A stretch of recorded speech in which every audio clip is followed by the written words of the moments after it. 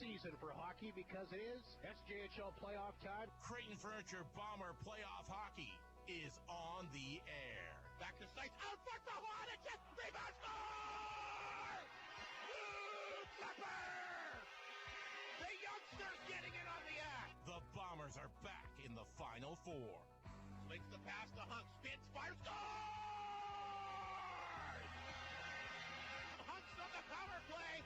It's a semifinal showdown between the Maroon and Whites and the Weyburn Red Wings. They're going to get the moose leg. He's broken down to grab the moose leg. We've got a brawl on the ice. All over a moose leg. This is unbelievable. Oh, my goodness. Here with the call to action. He makes it look so easy. The voice of your Flin Flon Bombers. This crowd is going berserk. The one and only. How do you do? Mr. Rob Hart. I think he worked especially hard on finding those cups of the moose leg incident. That's a few years back. Yeah, I went deep into the audio archives. 2016, what a series that was, and what a series this should be. Flin Flon Bombers, Weyburn Red Wings, number 2 and 3 in the regular season. And, of course, both teams, a difficult opening round series. I mean, Flin Flon certainly had their moments. The Humboldt Broncos did get it done. Beat them in 6 games. Likewise, Weyburn, who knocked off the Battleford Stars in 6. So both teams did it on the road to get it done. Weyburn held on for a 2-1 victory on Monday. Angelo Zoll, tremendous in that one. And, of course, the Bombers used, I think, a lot of the momentum for the 9-0 victory in here in Game 5 on Saturday.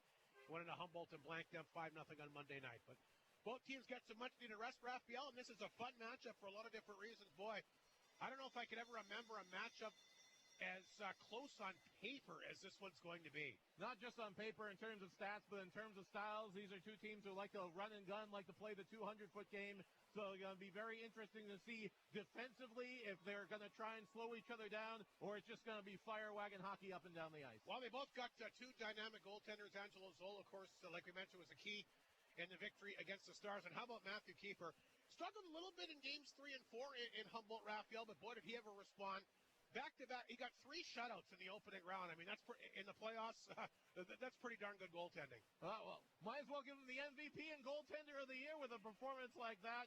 They had those games on the road that went to overtime and were a little shaky, but as the coach was saying during your interviews, I think that kind of hardened and battle-tested the Bombers because, boy, did they respond when they had to.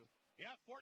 Not only did they score 14 straight goals, 14 different goal scorers. That's what we always talk about, that secondary scoring.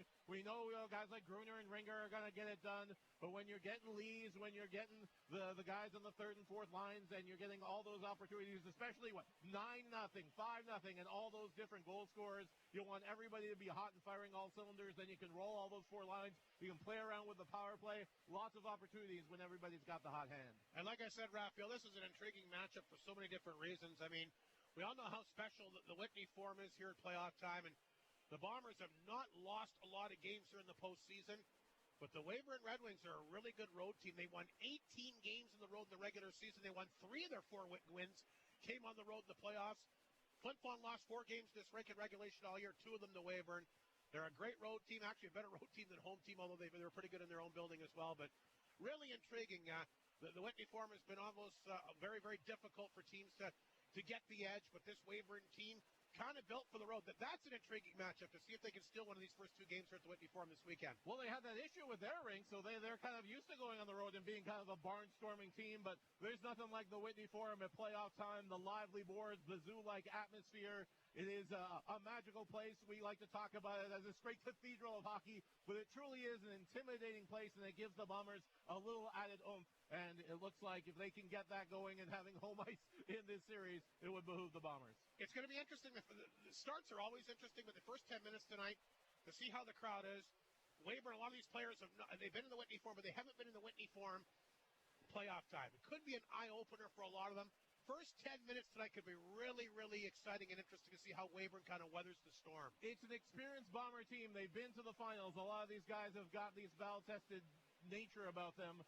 The Weyburn Red Wings are kind of new to the dance of being in the elite of the SJHL. Ever since that Moose Leg incident happened, they were a shaky team and were on the outside looking in. This is the first year they've really put it all together physically during the season and now emotionally getting up for these big games. That's going to be testing Weyburn tonight. Cody Mates has done a great job here, a finalist for the Coach of the Year for good reason. This is the year that they've been waiting for. They've been building this team the last few years. And remember, Dazza Mitchell was on this Weyburn club. That was a big, big trade, a gutsy trade to move him to Humboldt, not just for how good he is, but how valuable he was to the community, how valuable he was to the locker room. They got Matanovich back, who's played pretty good when he's needed to be. And, of course, they got Sale as well, so a couple good players back in return. I'm looking forward to it. Two teams that have a rivalry goes back all the way to the 60s, both members of the Western Hockey League at one time, and been a long time since they played. And remember what happened back in 2016. And I can tell you right now, Raphael, there's going to be some type of memory we're going to be talking about when this series is all said and done as well. I certainly hope so. I hope Jamie Smalley has taken his Lipitor so he can handle all of this. It was a great series against Humboldt, just the quality of hockey, and I'm hoping that whatever happens on or off the ice, the quality of hockey on both sides is a little bit better, if it can be, than what we saw with the Broncos. Well, we got two premier teams. It should be a lot of fun. The Bombers finishing second overall, the Wings right behind them in third. A matchup a lot of people thought might happen. It has, and we're about 13 and a half minutes away from opening puck drop here tonight. Let's take a break. We'll come back with the respective head coaches, set it all up. Game one, the SJHL semifinal, and Creighton Furniture Flin Flon Bomber Hockey right here on 102.9 CFAR and FlinFlonOnline.com. Truck Month has been extended at Great North GM. If you missed out during March, then you still have a chance to save thousands of dollars with 0% financing on select trucks. Plus, Costco is back with $1,200 off select units if you have a Costco membership. So don't wait. Contact Barb, Caden, Kevin, Jamie, Bradley, or Kylie to experience Truck Month because it's always a great day at Great North GM in the Paw. Bailey Homes provides ready-to-move homes as unique as your family. They'll be at the 1029 CFAR Trade and Leisure Show April 24th to the 26th to answer any questions you may have. From the quality of the build to the care of the move, let Bailey Homes make your dream home a reality. They have the experience bringing custom homes to the north. Find out more by visiting bailey-homes.ca, and they'll see you at the trade show at the Sportex April 24th to the 26th. Good evening. Welcome to our SJHL Coaches Show. Mike Reagan, the head coach here with the Bombers, will join us. Mike, here we are. Back to the Final Four. Quickly recapping the Humboldt series. You got off to a good start. Give the Broncos credit. They battled back. But, boy, what a statement to wrap it up, to score 14 straight goals from 14 different guys. A lot of accolades for your team in the playoffs throughout the last few years, Mike, but I don't remember that ever happening before. Yeah, pretty impressive, Hardy, that we're able to, score 14 goals and not give up a goal in the last two games. I mean, you want to talk about learning how to close out series. I think that's, you can't do it any better than that. So I think a lot of guys were able to gain some confidence. Like you said, 14 different guys. I mean, it talks about our depth, and I think at this time of year, you want your guys feeling good about themselves, and there's no question there's a lot of guys that feel positive about their game right now. Good way to wrap up that series, but a new one begins tonight against a very good Weyburn club, Mike, and you look at these two teams on paper, at least, they seem to match up very, very well.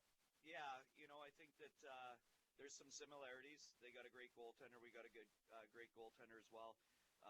An offensive D-man on the back with Chakrabarty. Obviously, we've got Hunks and Lepper. Up front, they have some dangerous guys, just like we do with, Ring and Grew and Semter. And, there's a lot of guys that can put the puck in the net for us. Piccinino's been fantastic in the playoffs here for us. So I think it's going to be an exciting series. They like to skate. They push the pace. It's going to be very important that we do a good job in the neutral zone. No Yakimchuk tonight there, Mike? Yeah, Yak's a little bit banged up. I think that right now we're playing smart, and making sure that he's going to be good to go at some point in this series here. Yak's been a terrific D-man for us, so obviously it sucks not having him in. But again, we look at this as thinking long term, and I think Yak will get in here in the not too distant future. Well, you get Marsden back, and he'll be good. Obviously, you want a physical guy against some of those good skilled offensive forwards that Weyburn has. Yeah, I mean, having Mars back in the lineup, I think, is big for us. Obviously, at 6'3", over 200 pounds, he's an intimidating presence out there and makes guys pay. So I think that he's going to make it tough on their skilled forwards. We want to be physical on them, and no better guy than him. You haven't seen Weyburn in the playoffs since 2016. Mike, you've only seen him once since October, so should be really interesting. You think it'll be maybe a little bit of a feeling out process, but you did play the one game at the end of January, but it seems like basically one game in the last 4 or 5 months you've seen them head-to-head. Yeah, I'm not sure. I think it could go either way, where there's a bit of a feeling out process or speed right off the get-go. But yeah, either way, we've got to be ready to play, and we're excited about getting this series going here. Well, there's no question about it, especially teams that were a big factor last series, Mike. Seemed like anytime you needed a power play goal, you got it. Your penalty kill was strong. You're going up against a team that also likes to score on the power play, and I guess you can preach it for any series, but in particular with a team with as many offensive weapons as them, being disciplined will be a big, big key. That's been one thing that we've preached from day one is defense and discipline, and we believe that's a big reason why we moved on in the Humboldt series. We're definitely going to have to be aware of their offensive talent that they have there. I know their power play struggled in the last series, but you never want to give them confidence and give them opportunities. And our penalty kill was 100% at home last series, so that's a real positive. Hopefully we're not killing too much, but when we do have to, I think we're real confident in our ability. Very physical series against Humboldt, Mike. I thought they kind of ran out of gas. Maybe after the 9-0 game, I thought Game 6 in Humboldt was the least physical game that I saw in this series. We're expecting maybe more run and gun this time, and I think the transition game for both teams could be a factor. Yeah, I think that their transition, there's no question about it, that they have, like I said, guys that want to fly up the ice and create offense. I don't think we're going to change anything as far as, we're still going to stick to Flin Flon Bomber hockey and, try to force them to play our style of game. And, when we have to finish our checks, we're going to finish them. And our physicality isn't going to change. That's a huge part of being a Flin Flon Bomber. We've always been a physical team. It's something we preach a lot.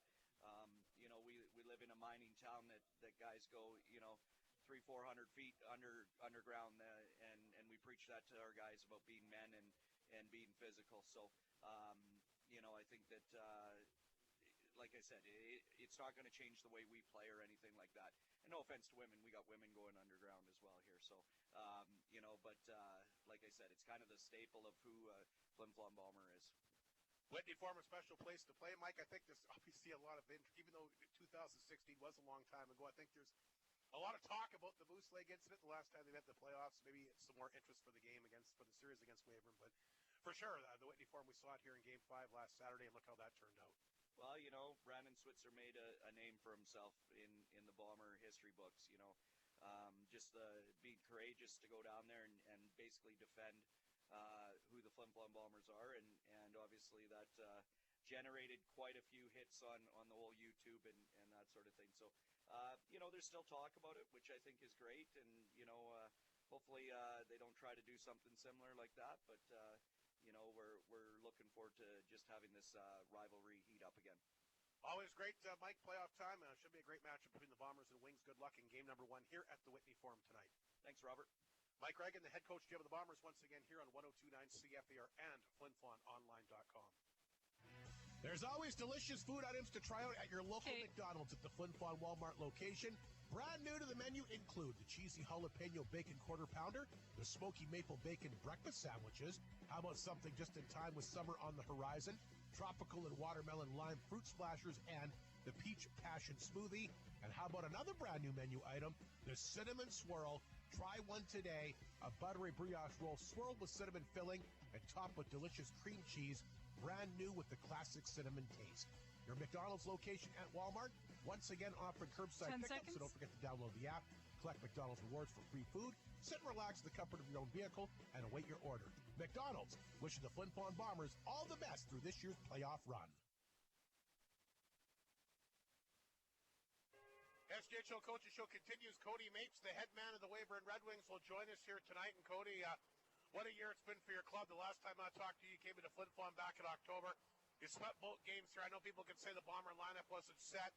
To me, that doesn't really matter. It's tough to win on the road. It's tough to win the Whitney Forum. And was that one of the first real marks of the beginning of the year where you realized might have a pretty good group here this year? Yeah, for sure. I think that was about 2 weeks in after we had Jerome and Ruth and DK back. And so, we thought we had an expectation, and that kind of, backed up what we had thought. So, we're excited here to get another chance to play here tonight. Talk about the series against the North Stars. Home ice was not really a factor. I know you You won the one home game, but you've been a great road team all year. You went in there, and playoff time is playoff time. I know you want to win at home, but you want to get the job done in advance, and you did that. Yeah, for sure. I think we did some things at home that maybe caused us some problems. But at the end of the day, our guys have loved being on the road all year, and I think it's actually beneficiary to us that we start on the road, and we'll kind of know where we're at, whether you're gonna have to have urgency the whole time, but if you're going home with a split or down or up or whatever it may be, it really sets the scene for you at home, and I think that'll help us be a little more focused when we get back to Weyburn eventually for Game 3. I remember having a conversation with you right here in this very building a couple of years ago. If this team could learn on the road, you take yourself from a mid-card team to an upper echelon team. 18 road wins, Cody. That's amazing. Like I said, the back-to-back wins at Flin Flon, but 18 road wins period in this league, that's a pretty nice achievement. Yeah, I think a lot of it has to do with just how tight our group is. Like, our group loves being on the road. They love being together. They love spending time together. You get a little bit more of that when you're on the road. You're on the bus. You're in the hotels. Like, our guys really feed off of that, and they feed off each other's energy and stuff like that. And so, I think that's a big part of it. Intriguing series. Like you and I talked about off the air, the teams match up so well. From the goaltenders out, both teams have a good dynamic D-men. Both teams can skate. Both teams have guys that can score. On paper, this might be as even as it gets. Yeah, for sure. It's you look at obviously Keeper is if he's not the best goalie, the best player in the league. He's right there with everybody. But obviously, our actions this year show how high we are on Angelo Zoll, and he was phenomenal for us in the first series there, especially in Game 6 to close it out. And so, I'm excited for him and that matchup. And then, like you said, the back end, like, we know that Lepper and Hunks are good, and we know they're big and they're physical, and so we're gonna make sure that we match up. But no matter how good or dynamic a back end is, you got to put pressure on them, and you got to get it on the forecheck, because if you don't, the other alternative isn't very good. So we're going to try to push the pace and see where Game 1 and 2 take us here. You mentioned Angelo Zoll. How good has he been? He made Daz and Mitchell expendable, and I know that wasn't an easy trade for you to make, but obviously he was going to be your go-to guy. You went with him, and like you said, he certainly hasn't disappointed. Yeah, no, that definitely was not an easy one for sure. But at the end of the day, you know what? And he deserves everything he's getting. Like, he worked his tail off last summer, and he came in on day one, and he had a little fire in his belly, and he was going to do everything he could to make my job extremely hard, and that's what he did. And he's proven it, ever since. And he's a big game guy, and so we've leaned on him a lot. He's as good as some of the guys we have. He's been very much our MVP throughout the year, and so we're excited about that. But it'll be interesting. He's had some success in this rink before too, so it'll be good. We talk about how evenly matched these two teams are on the ice, but I think it's going to be a fun series period, Cody. Obviously there's some history between the teams, back to 2016, and I know it's two totally different groups now, but two teams that have been around for a long time. These are two really deep tradition-run hockey clubs. They actually both had franchises in the Western Hockey League at one point. They don't get to see each other very often, but I think it's two legendary franchises in junior hockey, not just the SJHL. We know what the atmosphere is going to be like in the Whitney Forum. I'm assuming it'll be great in Weyburn as well. It could be a really fun series for a lot of good. I think it could be really good for the league. Yeah, absolutely. It's if we were about 400 kilometers closer, it'd be great. But it's going to be fun. I'm excited. I kind of said before the playoffs started, we were kind of in January, February, whatever it was. I said I'm excited at the possibility of playing in Flin Flon in the playoffs. As for 2016, I think there's only one guy left from that, and that would be Mike. So, no, it's what we're excited about it. It's gonna be a learning curve, and that's the nice thing about these playoff series is that you're not all in on it's not a one game do or die thing. You have some ability to learn, and you have some ability to grow throughout the series. And one of the things that we really harped on early on in the Battle for series was we were just going to try to get better every day and every period, every shift kind of thing. And do I think we did that? No. Did we do it through game 3 to game 6? Yeah, I think so. But game 1 and 2 at home, our goaltending allowed split at home. We were lucky to get out of there with a split, and so, but that was the opportunity, the learning opportunity that our guys needed. I think we'd only had one guy on our team that had won a playoff series in junior hockey, and so, we're obviously learning as we go here too, and we're excited about the opportunity here this weekend. I'm looking forward to it. Great to see you, Cody. Great job with this group. Certainly deserve to be in the Final Four. Who knows? Keep it moving on as well. I think it's a great series, and I look forward to, of course, series for the Star teams doing well. So thanks for your time, and good luck this series. There he is, Cody Bates, the finalist for the SJHL Coach of the Year. What a job he's done with this program. They built for this year. They get an opportunity to try to take down the top dogs in the Flin Flon Bombers. Cody Bates got a lot of experience on that bench. I'm joined by Casey O'Brien, of course, longtime assistant at York. He was a head coach there for a while. And Willie Mason, a lot of people as we extend the puck drop here tonight. The Bailey home builders in the games, Cormier, Gruner, and Nuka. All three scored in the opening round series against Humboldt. And they'll start things off with Tanchuk. And Liam Hunks, of course, one of the guys that Cody Bates touched on. He saw him a lot when he was in Notre Dame. And two of the premier goaltenders will go head-to-head. Angelo Zoll here for the Weyburn Red Wings. He'll get the call here, and we'll get to his numbers momentarily. Flin Flon gets a quick start and gets the puck inside the zone. Now it's dumped off the boards back down the ice. And Tanchuk races back to get it. Wings will make a quick change here. Puck chipped back towards the Weyburn blue line, picked up by Schmidt. Tap that one ahead for Smith Davis. Here's a chance for Fitzgerald as he'll get the puck in tight. Weyburn Red Wings, what a start. That's the way to take the crowd out of the game, Raphael. What a pass out front and chipped in that time by the Weyburn forward Schmidt, and they got a quick 1-0 lead. Go ahead. Yeah, I thought the Bombers that were going to really take it to the Weyburn Red Wings as they had deep in their end, a kind of a broken play. The puck bounces the other way, and it looked a little harmless. But the Weyburn Red Wings strike first and take an early 1-0 lead. We're talking about the first 10 minutes. Well, the first minute goes the Weyburn Red Wings' way. They score 39 seconds into the opening period. Schmidt will get the goal on a great pass. Here come the Wings quickly again. DK, he can fly. DK barely down, throws it out front there, and the Wings almost collect again. That's one thing that Flin Flon's going to find different this series. Nothing against Humboldt, but Weyburn, a way quicker team, and they get the puck down the ice very quickly. Already a 1-0 lead. The hop here as well. We talk about being disciplined. They're going to take a penalty off the hop at minute 12 in here. So the Wings, who did struggle a little bit on the power play, like Mike alluded to in his half of the SJHL Coaches Show. We'll go to the power play early as Cohen Sepp is going to go off here. And this is going to be a boarding penalty. So the Wings, who've only got they scored 3 power play goals on 31 chances in the opening series against Battleford, will go to work. Flin Flon's penalty kill was decent at 82.6%. They gave up 4 goals on 23 opportunities in the opening series. So Weyburn already a 1-0 lead. Schmidt's got the goal. As he got that beautiful pass right off the hop here, courtesy of Fitzgerald. And they are on the power play, looking to take a stranglehold in this game early. Joey Lees will fat on the puck. It'll come back to blue line, knocked down by Maharaj. Top wing point getter in the playoffs. 6 points coming into tonight. Dropped it back to DK. DK can't get to it. Comes back to Chakrabarty. A chance. There's a save. Rebound in front. Look out. The Wings almost tapped that one. It's loose in front. Keeper a couple big saves there. Puck was picked up. Fired off the board. It's loud. Great crowd in here tonight for game 1 of this SJHL semifinal. Here comes Chakrabarty. Leading point getter for defenseman this year up to Schmidt. Schmidt lots of room down the right side. Walks in, shot. Rebound. Just tapped wide that time. What an opportunity that was for the Wings. Ruthven.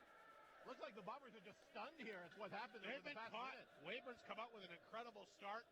Out shooting Flin Flon 3-0 so far on the Ridge on Amish shot clock. And they've got a goal here early. 48 seconds to work with on the power play. Pass up the left side. Got a little bit behind the Weyburn forward, but that's picked up here and fired back in.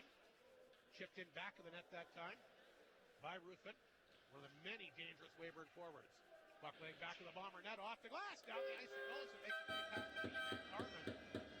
And Angelo Zoll will stop this. And the puck is picked up back of the net. And that's where the Wings will start things off here.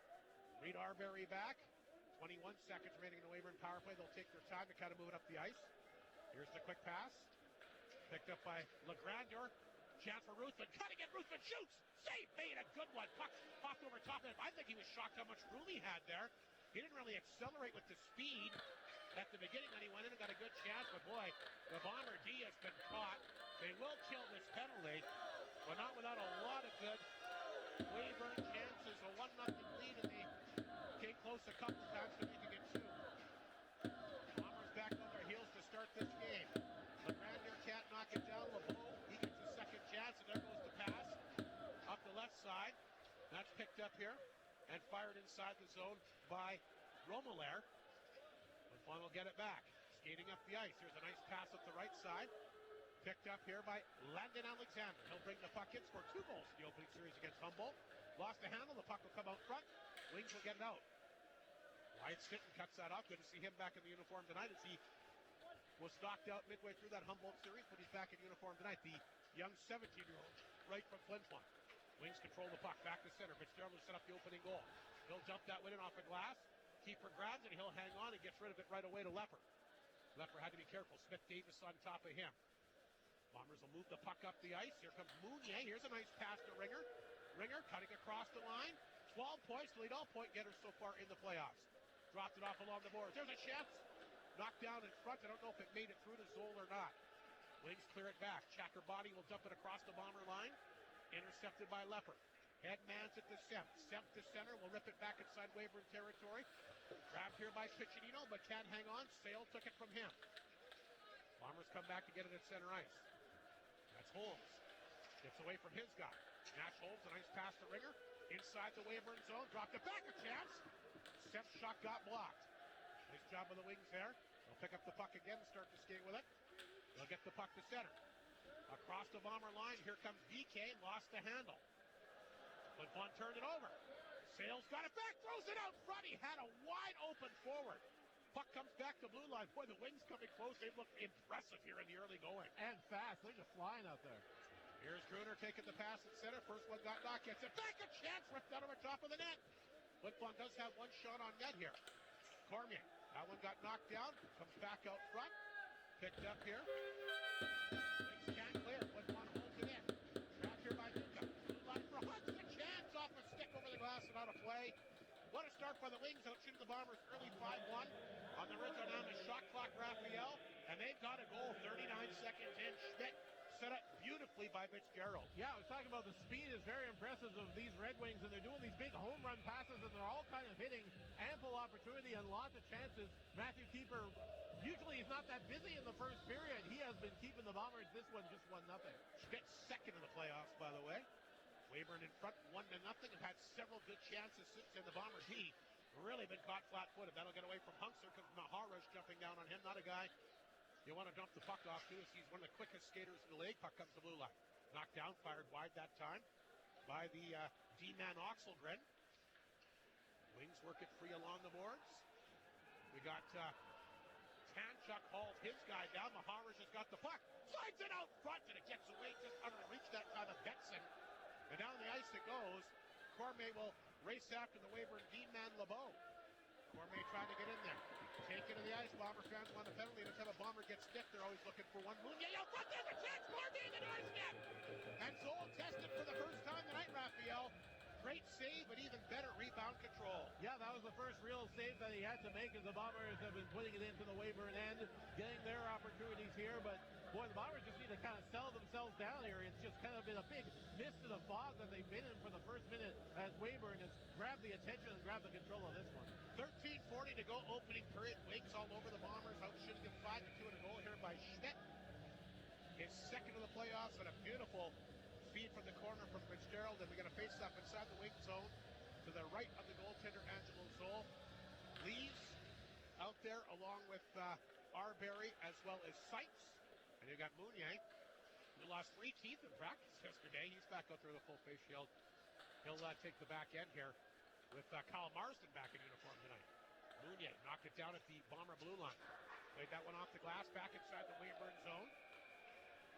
And they'll blow that down for the icing call. Bomber bench doesn't think so. 13:20 to go. 5-2 the shots. Wings on the Red Zone Amos shot clock. they got the only goal so far. Now I'm trying to decide where the faceoff's going to go. It is a nice call against Flin Flon, so we'll go back inside their own zone. Shout out to the divas at the Mainframe Hair Salon who turned the maroon and white into the Flin Flon blonde bombers here, Rob. Oh, they got that job, didn't they? Oh, yeah. They said they can do your mustache, make you look like the Hulkster if you want. I haven't got enough hair to get done. Off the face-off, Chakrabarty a shot. I would have went in there, but just don't have enough hair to make it worth their while. You can do your back if you need. Well, maybe that might be a possibility as well. Look, it looks good, though. They did a heck of a job. Bombers take the puck free. Lee's shot gets blocked. Wings on it again. Out of the corner, fired wide that time. A great chance by Fitzgerald. Wings are getting a lot of good looks in this game. Stick is knocked out of the hands here of Fitzgerald, and he's signaling he thinks there should be a call. Mounier getting into it with Schrader. And I thought they might call a penalty there. I'm not sure why it was blown down, but face-off looks like it's going to come outside the Flin Flon blue line. 12:58 to go. Opening period. If you're saying, holy cow, I missed the goal. Yeah, you did. 39 seconds right when they were off the opening face-off. Yeah, everybody was surprised. Maybe Weyburn just as much as everybody else.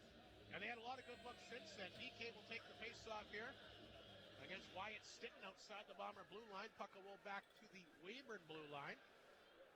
That's picked up here by Bird. And he'll send it back across the Bomber line. That got intercepted. And I'm going to say somebody hit it ahead with a glove pass. That's where they're going to blow that one down. The face-off, I think, will come outside the Flin Flon Bomber blue line. 12:46 to go, opening period. 5-2 the shots for the Wings on the Ridge on Amish shot clock. And again, the 1-0 lead. Lucas Schmidt from Merritt, BC. A lot of BC guys on this team. His second of the postseason.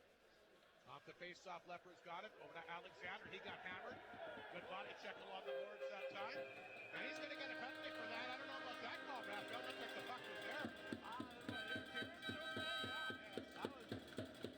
Usually when it's Alexander, it goes the other way, but now an opportunity for the Bombers with Josh a man Harmon advantage. doesn't like the call. I can't say I blame him. I mean, the puck was in the vicinity, but the Bombers will try and take it and try to get going on the power play here and try to answer. The early goal by the Wings have already had a power play as well. They're 0 for 1. I mean, Pepsi power play, Joel Parnowski, our contestant, he gets his product to the Walmart. If the Bombers score, he'll get himself a case of Pepsi. Good luck to him, long-time Bombers supporter. Bombers will throw a lot of heavy hitters out there. Team Clinic Dinners got the puck right now. Back to Hunks. Feeds that back to Ring. Here's Hunks in tight. Back out to the blue line. Here's Piccinino. Piccinino to the blue line. Just held in by Hunks. He'll swing that pass to Ringer. Boy, the Wings doing an outstanding job boxing everybody out. Flin Flon can't get in tight at all. That's textbook penalty killing. They'll move it back to Hunks. Looking for a lane. Dumped it back to Piccinino. Shoots it over top of the Weyburn net. Lots of traffic in front of his goal. Great effort by Hunks to race over there and keep the puck in. Gruner will go back to Hunks again. He'll swing that pass. The top of left circle to Piccinino. Back to Hunks. One-timer Gruner. Blocked in front that time. Nice job by the Weyburn D-man LeBeau. Now the puck is picked up and sent back down the ice. And the keeper will stop that. And Hunks will take over. 1:05 to go in the power play. 11:42 to go in this opening period. 1-0 Weyburn in front. Here's Piccinino. Pass partially broken up, but gets to Tanchuk. He'll rip it around the boards. The second unit out there. Lees can't hold it in. Tapped away from him. Comes back in Flin Flon territory. There is Lepper. Trying to feed that one ahead. Oxelbrun got it back to center. Flin Flon got it back and can't connect.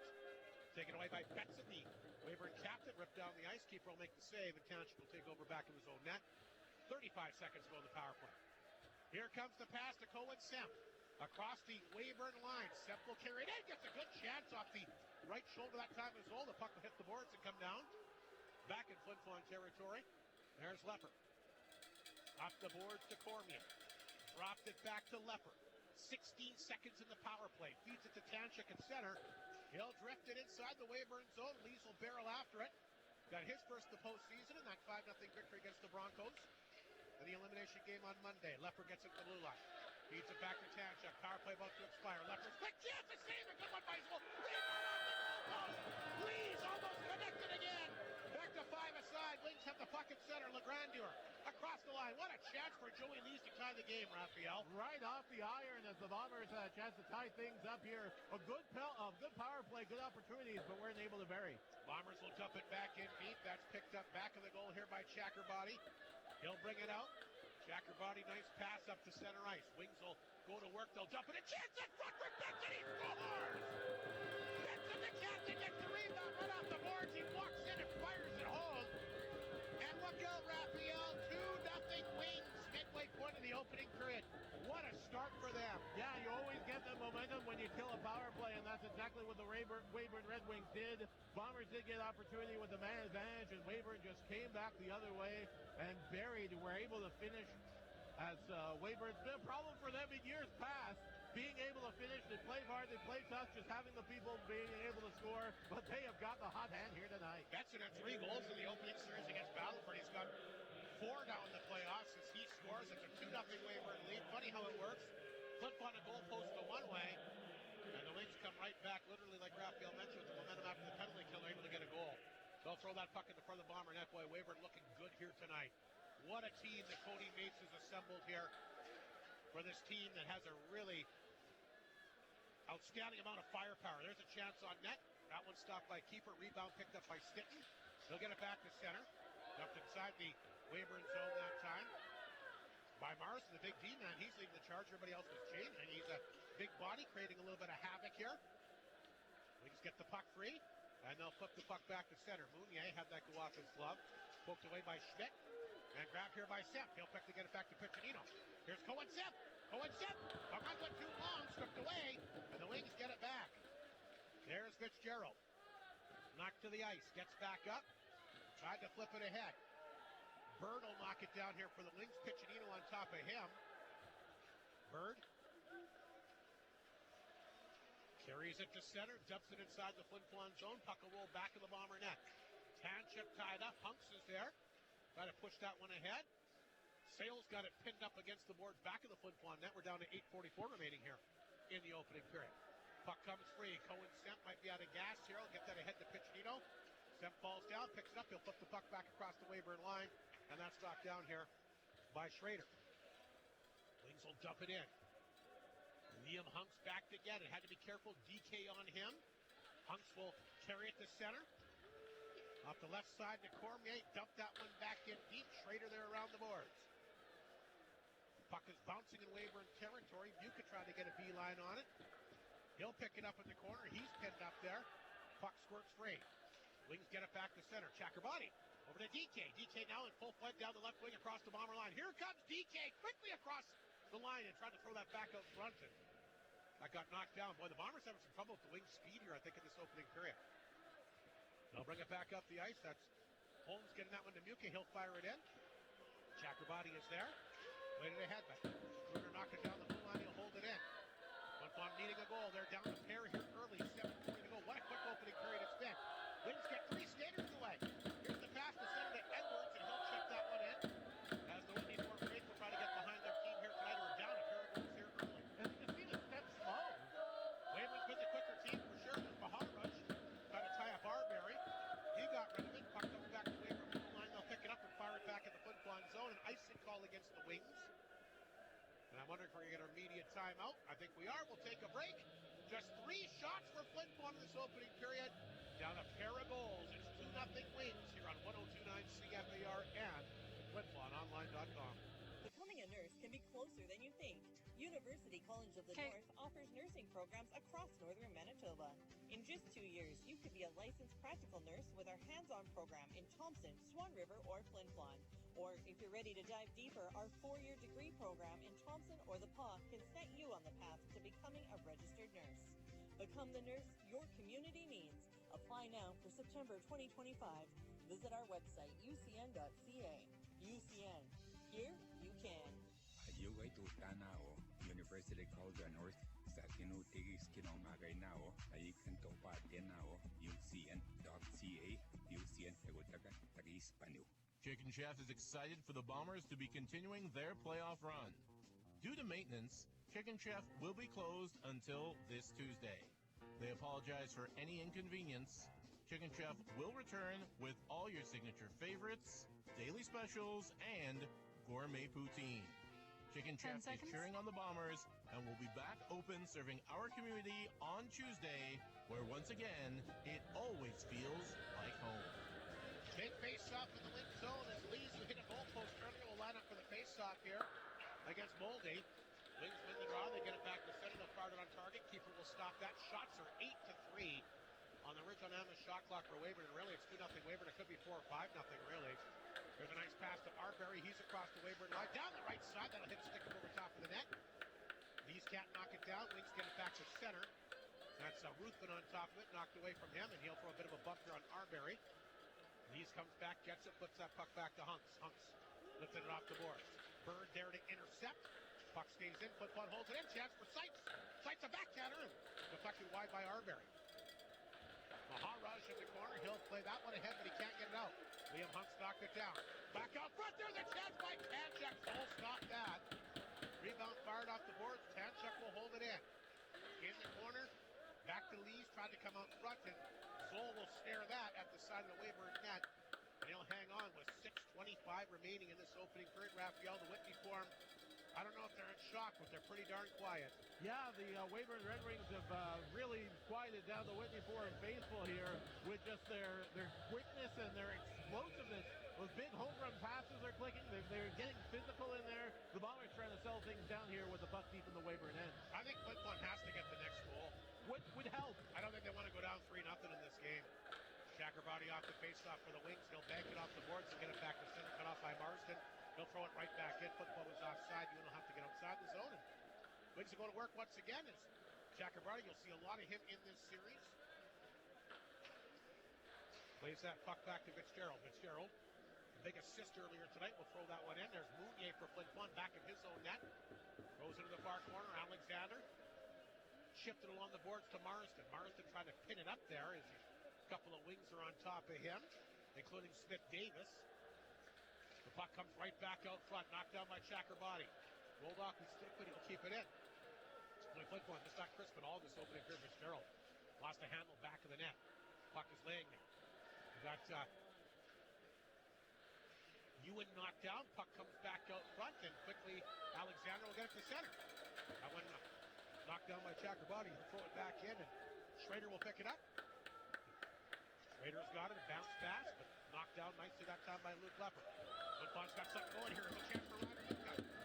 He's got a chance. What a save by Zoll there. Great chance by the local product Nuka. Lepper holds it in. We talked about the transition game for both these teams. Great transition there for Flin Flon. Ryder Nuka almost got his third in the playoffs. Good save by Angelo Zoll. Here's Lepper. Turns the puck over at center, but the Wings can't capitalize. It'll roll back in Flin Flon territory. Less than 5 to go in the opening period. 2-0 Wings. They're also shooting Flin Flon 8-4. Puck makes its way to the front of the Weyburn net. Zoll will get rid of that. They're trying to hit Edwards with the pass. It hits a bomber stick instead. Down the ice it goes. Flin Flon gets it back to Cormier. Cormier across the line, gets a weak shot on net. Zoll will stop that. And he'll hang on with 4:37 to go. And tough sledding for Flin Flon so far with quality offensive chances. If you didn't see the jerseys and you said one team drove 8 hours to come here. Well, they were here yesterday. Well, still the wear and tear. You know bus lag more than anyone. It just seems like the Weyburn Red Wings are more of the home team in this one. Well, again, Raphael, a lot of success on the road this year.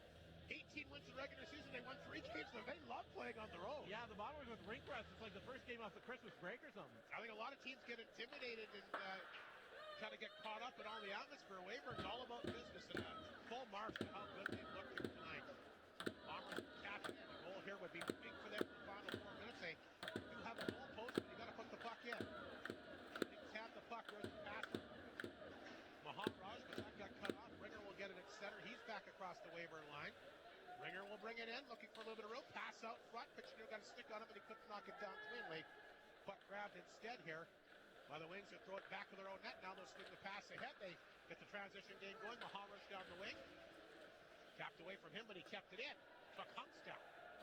Semple pick it up for Flin Flon. Here's a nice pass to center. Tap back to Piccinino. Piccinino across the line. Toe drag. Good glove save that time by Zoll. You're not going to score on him from there, but at least you got to hit the net and hope something happens. Well, I think his rebound control has been a little hit and miss here, Zoll. That's the one thing you can kind of critique him on, if anything. Chakrabarty and Hunks, the two great kind of offensive-minded defensemen for the Bombers, and the Weyburn Red Wings. It's going to be very interesting to see them throughout this series. Lees will line up for the faceoff against Mulvey. Once again deep in Weyburn territory, to the left of the netminder, Angelo Zoll, who was very good in the Battleford series. You heard Cody Mason's comments before the game, maybe a little bit fought the puck a little bit early, but boy, when it mattered, they had to win those games later in the series. He was there. And has been good when he's needed to be tonight. Here's Leo Sites with the steal. That's off the stick over the glass and out of play. And you tell Flin Flon they just want to get shots and get some chances and hope something goes in here. Yeah, usually the Bombers are okay with running and gunning. They want to kind of settle things down here and get some puck possession and control over the next 3 minutes and 33 seconds. Shots are dead even now, 8-8, but a lot of the Flin Flon shots have come from well out. Maybe only really 2 really good ones in tight. And their best chance was, of course, with the goal post. So when he would show up as an actual shot on net, but Lees, Arbery, Sites to go to work. We got Marsden and Mounier on the back end. The big face-off here between Lees and Drew Moldy. Off the draw, Wings will gate control. Picked up back of the net here by Oxelgren. He lost the handle down Sites, trying to come up front to Arbery. There's a good toe save. That one hit somebody, came right back out front. And nice job by Zoll to track that puck. Got the left pad down, made the save, and hung on. Holy cow, look at 50-50. Already over $12,000. That's amazing. You only got to win it once, Rob. Yeah, I know. Once it. I'd be more than happy with that. Oh my goodness, the party you would throw, the amount of Pepsis and the amount of Kit Kats that would be at your house would be unbelievable. Lee's set for the face-off here as he'll line up once again against Moldy. They've seen a lot of each other here in the early going. Off the draw, the Wings win the face-off, and they'll get that to Fitzgerald. He's at center. Had to poke that one back to Smith-Davis. He'll get a second chance, whipping inside the Flin Flon zone. Keeper stopped that. Picked up back in the goal that time by Marsden. Up the boards to Leo Sites. Sites had to hit Stinton with the pass through his leg inside the Weyburn zone. Puck comes right back in front of the Weyburn net where it's picked up, and Wings will get something going as they skate with it to center. That one poked away at the blue line. Nice job that time by Stinton. Here's Arbery back the other way off the stick over top of the net. Ewan will pick it up. Try to come back out front. Tied up in the corner. There's Arbery. Works it back to blue line. Nice job. Pulled his chance. Partially blocked that time by Weyburn Schmidt. Schmidt got the first goal of the game tonight. He'll send that one down the ice. Smith-Davis got a piece, but redirected it back inside the Flin Flon zone. They're going to say icing here. And Cody Names is saying it did hit somebody, but looks like the face-off will come back inside Weyburn territory. So Flin Flon will get a bit of a break here. Weyburn will not be able to change. 2:32 to go, opening period. 2-0 Weyburn in front. Schmidt and Benson, the captain, have got the goals for them. And they're not getting a lot of traffic in front of Zoll. He's able to see everything. The puck doesn't stay inside their zone for very long either. Weyburn's good. They've looked really good here. Off the face-off, Wings win the draw. They'll hammer that off the glass. Nice job that time by Bird. He's looked good tonight. I know obviously when you think defensive for Weyburn, Chakrabarty gets a lot of the headlines, but Bird's been good tonight for them as well. Hunks feeds that one back to Tachuk. That one went wide. Cormier looking for the puck. Bounced off him. Came right back out front. Wings clear it. Picked up at center ice that time by Sale. The former Humboldt Bronco came over in the deal for Dazza Mitchell. One of the two players anyway. He got the puck in deep. Nuka tried to tie that one up. DK took it off his stick. Sale in there as well. Puck is dug free here by the Bombers. And they'll flip it back out. Chakrabarty got a piece of Nuka with the steal. Feeds it back over to Gruder. Just out of his reach. Bumping that time with the wing Schrader. Here comes LeGrandeur. He'll swing that pass over to DK. Tipped away. Good defensive job that time by Hunks. Here's Cormier at center. Lifts it back inside the wing zone. Ringer will race after it. Ties up with his guy. He has LeBeau pinned up along the boards, but Wings work it free. But Janino can't knock it down at center. Bouncing puck. Lepper got a piece of it. Lepper gets a hold of it before Maharaj took it from him, and he'll flip it back in the zone. 1:15 to go in the opening period. 2-0 Weyburn in front. Here's a chance for the Bombers. Ryder Ringer to center will take the pass. He'll explode across the Weyburn line. Ringer, who will chat with in the opening intermission, loses an edge, goes down. Wings come back the other way. Look out! Maharaj in behind the D. Maharaj got again. Finishes up, and he scores. It's 3-0 Weyburn Red Wings. Wow, Raphael. This Weyburn team has taken advantage of every opportunity, and Maharaj, one of the top offensive guys in the league.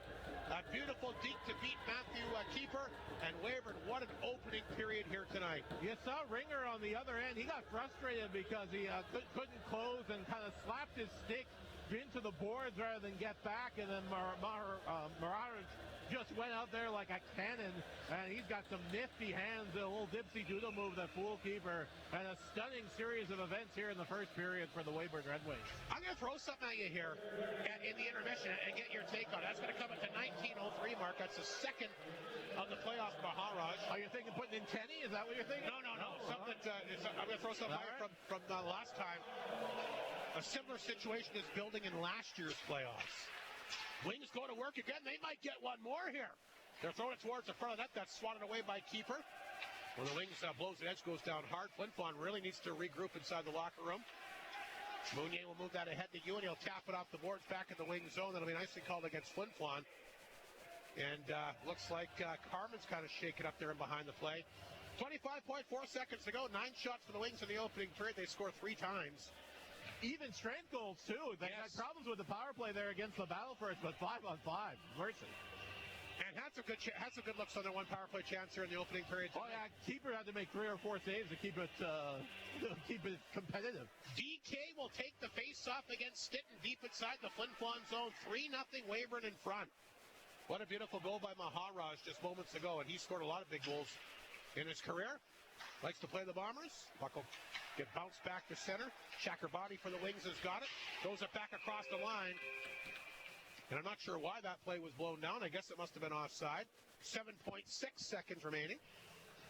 Great opening period for the Weyburn Red Wings, who, like I said, have been a very, very good road team all year. They love playing on the road. You heard from their coach, and their record speaks for itself. 18 road wins in the regular season, and, of course, 3 road wins in that opening round against the Stars. A very good start on the road here tonight. They've really taken the crowd out of this game. Yeah, I thought when they had that first goal, they may just go into the deep freeze and kind of slow things down and go in with a 1-0 lead, but they're out for blood here in the first period. Baldy to take the face-off at Grenz Gruner outside the Weyburn blue line. Just 6 seconds to go in the opening period.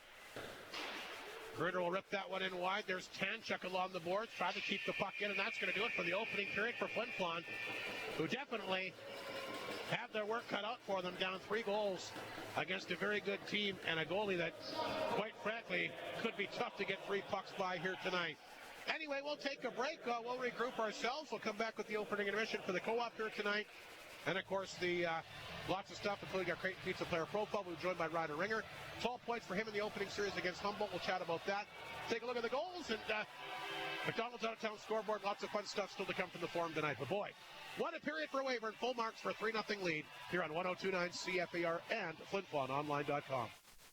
Hud Bay is proud to be a sponsor of this Bomber broadcast. From donations for bursaries, hockey schools, clubs, community events, charities, and so much more, Hud Bay has supported our community with dedication and generosity, contributing to events and organizations. Hud Bay thanks the people of Flin Flon for their continued support. The North of 53 Co-op is proud to make buying Canadian products easier for you by sticking little maple leaves next to your favorite products. You can shop confidently knowing where they came from. Meats, fruits, and vegetables raised, grown, and produced by Canadians for Canadians, because the Co-op understands how important it is for your kitchen to be stocked with products you can be proud of. The North of 53 Co-op, you're at home there. Take advantage of the Maytag Dependable Savings Event on now at Creighton Furniture and Appliance Center. Save $150 with the purchase of 2 qualifying kitchen appliances. Or if you purchase 3 or more qualifying kitchen appliances, you can save $300. Get hundreds of dollars in savings just by shopping Maytag. Get that appliance you've always wanted with the Maytag Dependable Savings Event on now at Creighton Furniture and Appliance Center. Welcome back to Whitney Forum. Rob Hart, Raphael Saray. Wow, what an opening period for Weyburn here tonight. Pretty obviously a big factor you can get on the board on the road, Raphael. 39 seconds in, and Weyburn did that and never really looked back. Schmidt, he gets his second in the playoffs. Fitzgerald just got it on the wall. Pitch a perfect pass. He gets in behind the D. He makes no mistake. Over top of the right shoulder of Matthew Kiefer and Weyburn. Momentum right off the hop. Yeah, it was all after the big hype. They had the video, the music. It was like a Van Halen concert with the lasers and everybody lighting up their phones. And then right from Jump Street, the Weyburn Red Wings decided to just make everybody quiet and really took a grasp of this series and this first game. Betson would make it 2-0 right after Flin Flon got the power play. Had a goal post, couldn't score. They just simply dump the puck down the ice. It takes a good hop off the boards, comes right back out front. Betson quickly hustling, give him credit, got to the right spot, able to bank home his 4th of the playoffs. Ruthven got the lone assist on that one at 9:53. Then they got a late goal. Raphael again in behind the D, another wide open chance. You can't let guys like Maharaj get in alone on your goalie. Tipsy doodle move.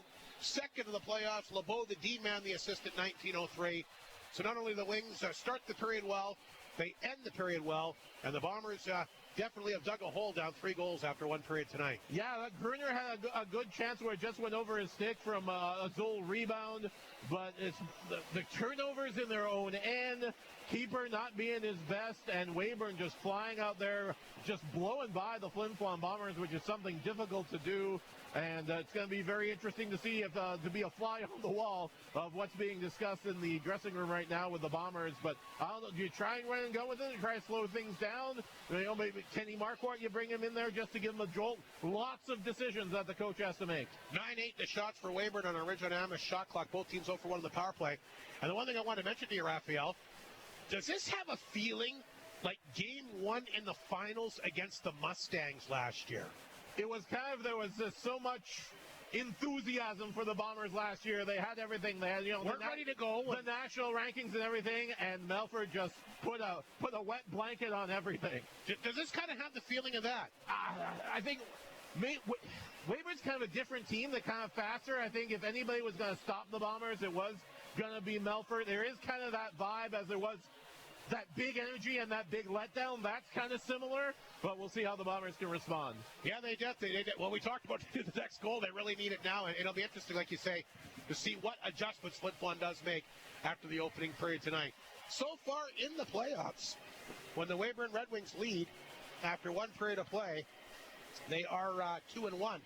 When Flin Flon trails after 1 period of play in the postseason, they're 1-1 and have some work to do. 3-0 the Wings lead it again on goals here tonight by Schmidt, Betson, and Maharaj. 3-0 Weyburn leads it. We'll take a break. We're back with our Creighton Pizza player profile. Of course, he was one of the big stories for Flin Flon round number 1. We're talking Ryder Ringer. What a year he had. What a playoff series he had. 12 points, including 6 goals. He'll join us next. More of the opening admission for the co-op coming up on 102.9 CFAR and FlinFlonOnline.com. It's up to all of us to be informed on the issues, the facts of the facts. There is only one clear choice. The spicy, famous chicken sandwich from KFC has the boldness we need for these times. Taking nothing away from the regular, but let's all come together and put our support behind what we've always known. That the KFC spicy chicken sandwich is so good. Paid for by the official agent for the KFC spicy chicken sandwich. Time out. All right, guys, look at the whiteboard. We're going to do this, and then we're going to do that. Jones, what are you eating? There's 5 seconds left in the game. 5 seconds left. All tied up here, folks. Both teams getting ready for the face-off, and Jones has a piece of Jack Links in his mouth. What is he doing? The puck drops. Jones grabs it. He has some room. He shoots. He scores! The Bombers win, and now fans are throwing Jack Links onto the ice. This is madness. Arctic Beverages and Jack Links Beef Jerky. Feed your wild side. It's the middle of the night. I know, but I want pizza, Italian, Greek, Chinese, burgers, fried chicken, salad, appetizers, and dessert. I gotta be up early. This could take weeks. Creighton's Pizza has all that. Your one-stop shop for all your food cravings. Oh, so I don't have to spend days running around? Creighton's Pizza has homemade goodness cooked with love, open 3 to 10:30 daily. Of course. 10 seconds. And good thing I don't have to be combative regarding the final piece. Think again, bucko. Creighton's Pizza, 688-2080. Fight for the last slice. Welcome to our first intermission, our Creighton Pizza player profile. Ryder Ringer coming off, an unbelievable regular season and a great opening round. 12 points, Ryder, for you, 6 goals and 6 assists, but let's face it, means even more when you get to advance, right? Yeah, playoffs is, I think, is just a team effort all around. Like, Hunksy and Peach and everyone else was pulling their weight as well. So, it's nice to advance to the second round, that's for sure. It was interesting. You won the first 2 games. Looked like you could have taken a 3-0 lead. Humboldt able to find a way to get it done in double OT and then an overtime victory. But you come back here, you score 14 straight. Talk about the 9-0 win, Ryder. I don't think a lot of people were shocked that Flin Flon won that game, but you don't see a lot of playoff games go that way. What was the secret of that? Now, just everything just seemed to be going in and working well? Yeah, everything, like you said, everything was just going in. I think that game was really big for us. Lots of guys got their first of the playoffs there, and everyone seemed to find the board. So I think that game was huge. Everyone's kind of feeling themselves now, and hopefully we can kind of take that energy into the second round here. When you took it into Humboldt, you were able to get you won that game 5-0. I thought you really did a good job minimizing how many quality chances they had to score in that game. Yeah, we got the league MVP with keeper between our pipes here, but we try everything we can to make his life easy. So yeah, that's our identity, is playing defense, and I think we did a good job of that in the second half of that series. You played a lot of hockey in a few different leagues. Now, is that the most physical hockey that you've experienced, that series against Humboldt? Yeah, I've played in playoffs in a couple different junior leagues, and yeah, I think even just the regular season as well. I think I was saying to the guys, like, this league's for sure the roughest league I've played in, and it's a lot of fun, that's for sure. Weyburn here tonight, new team. Obviously, they play a little bit different style than Humboldt, and might be kind of your forte. I mean, you like to skate, and so do they. What do you remember about the games that you played against them in the regular season? Yeah, I think they like to trade chances. They put a lot of trust into their top dogs, and they seem to get it done a decent amount. So I think they know their game plan, we know ours, and I think as long as we stick to ours, we'll be fine. I think you're going to see a real quick pace in these games. Yeah, they got probably one of the fastest guys in the league there with Ethan Decay, and so yeah, we got our work cut out for us this series, but once again, if we do what we are good at, we'll be fine. Well, like you mentioned when we started the interview, I mean, as good of a playoff you've had, other guys have been great. Pitching, the list goes on and on. Your back end, Hunks and Lepper have just really quarterback things well. This is a pretty deep hockey team here, and even if a guy has a night off, there's always somebody else that seems like they can rise to the occasion. Yeah, I think the last interview I had with you, I think I was talking about our depth as well, and I think like Landon Alexander and Red Ewan, who are quote unquote in our fourth line, have been the energy makers throughout our playoff run so far. So I think everyone has just been huge from the top of the line all the way to the bottom. How important was that to get a few days rest between these series? I mean, to be honest with you, were you pretty tired after Game 6 at Humboldt on Monday?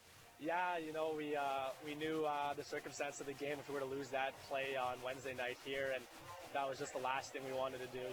We felt we needed a couple days to just kind of regroup and rest up and kind of just get ready for the next round. So we knew how big that Game 6 was, and yeah, the week off-ish, or week off you can call it, was really big for us. And I think it's important to get away from the rink a day or two too, is it not?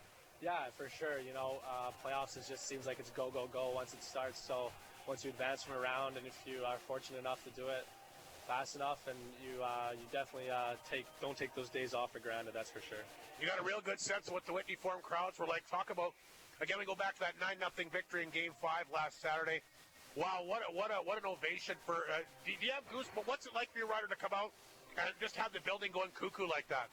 It's awesome. It makes it so easy to get up and get excited for the game, because it's just unreal playing in front of all these fans, and there's no better feeling, honestly.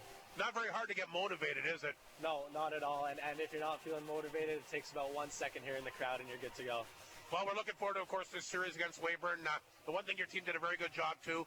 I think Humboldt took a lot of bad penalties. You did. This is a group that's focused. I don't think you beat yourselves.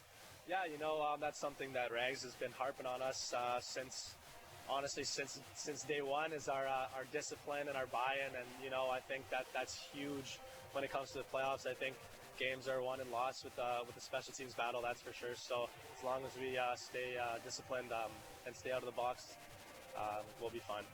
Quickly before I let you go, you've had a chance, like you alluded to, have played in some different junior leagues, played for a lot of hockey. What's it mean to finish up your career here in Flin Flon and being a Bomber? It's super special, just the rich history here, and it just with everyone watching all the games, everything feels so much more meaningful, and for that I'm grateful that I get to spend my final playoff push in front of these fans at the Whitney Forum. Has the year gone kind of like you thought it would? Honestly, I didn't really have much expectation coming in the year, or obviously I had high expectations for myself, but another brand new league, so I was just like, just play my game and see what happens. Been fun to watch. Ryder, congratulations. Great first round for you and the team. Hopefully it'll continue against Weyburn. It's always playoff time is what it's all about, so good luck to you and the Bombers here this pivotal Game 1 here at the Forum tonight. Thank you, Artie. That is Ryder Ringer, our Creighton Pizza player profile here on 102.9 CFAR and FlinFlonOnline.com. Northland Ford proudly supports the Flin Flon Bombers in the SJHL playoffs, and we know they'll play tough like the Ford F-150, the toughest truck on the market for over 45 years and counting. Northland Ford is helping the community cheer on the Bombers as they fight to bring a championship back home where it belongs, and will provide you with the best selection to choose from in the North for the North. Northland Ford, the dealership you tell your friends about. There's always delicious food items to try out at your local McDonald's at the Flin Flon Walmart location. Brand new to the menu include the cheesy jalapeno bacon quarter pounder, the smoky maple bacon breakfast sandwiches. How about something just in time with summer on the horizon? Tropical and watermelon lime fruit splashers and the peach passion smoothie. And how about another brand new menu item, the cinnamon swirl. Try one today, a buttery brioche roll swirled with cinnamon filling and topped with delicious cream cheese, brand new with the classic cinnamon taste. Your McDonald's location at Walmart, once again offering curbside pickup, so don't forget to download the app, collect McDonald's rewards for free food, sit and relax in the comfort of your own vehicle, and await your order. McDonald's, wishing the Flin Flon Bombers all the best through this year's playoff run. Bailey Homes provides ready-to-move homes as unique as your family. They'll be at the 1029 CFAR Trade and Leisure Show April 24th to the 26th to answer any questions you may have. From the quality of the build to the care of the move, let Bailey Homes make your dream home a reality. They have the experience bringing custom homes to the North. Find out more by visiting bailey-homes.ca, and they'll see you at the trade show at the Sportex April 24th to the 26th. A 3-0 lead for the Weyburn Red Wings as the Bomber Brass make their way back on the ice. And normally with McDonald's out-of-town scoreboard, Raphael, we lead with junior scores, but 2 goals for Alexander Ovechkin tonight. That's tied the record, has it not? History in the making. I think Wayne Gretzky is in the building tonight where Ovechkin is. So Alex Ovechkin, 2 goals tonight, a 4-3 lead on Chicago. He might have another one in him tonight, but I don't think I think that's a record everybody thought would never be broken. Well, back in the day, but, with athletes playing a lot better and with the nutrition, and Wayne Gretzky got dinged up by Gary Lehman back in the day, so he's able to avoid the injury bug. A great old man season, and Washington, just a surprise season in general. No kidding. So 2 goals for Ovechkin. He's tied the all-time goal record, 1 away from officially setting it, and who knows, there's still over 6 minutes remaining in that game. He may do it tonight. I would pull the goalie if I were Chicago and just enjoy some history. Wouldn't that be something? Detroit a 4-2 lead on Carolina in the third, and the Islanders a 2-1 lead on Minnesota after 2. There's one game in the MJHL playoffs tonight. Portage leads off at 1-0 after winning the Blizzard. And the Winkler Flyers will begin their series tomorrow. And, of course, we got the other game in the SJHL semifinal just underway at the Palace tonight. No score, Melfort Yorkton. How about this? Maybe a full series, but maybe just a period. Who would win? The Philadelphia Flyers or the Winkler Flyers? In what? How would you do that again? Just one period. I'll take Winkler. Yeah, I could get a tie at least. I think Winkler's got better goaltending. Yeah, probably. That would be actually pretty interesting. That's a heck of an idea you came up with. I might even take him in a game to beat them. I'm just saying a period, just 20 minutes, see what happens, a little shitty. Bombers make their way back on the ice.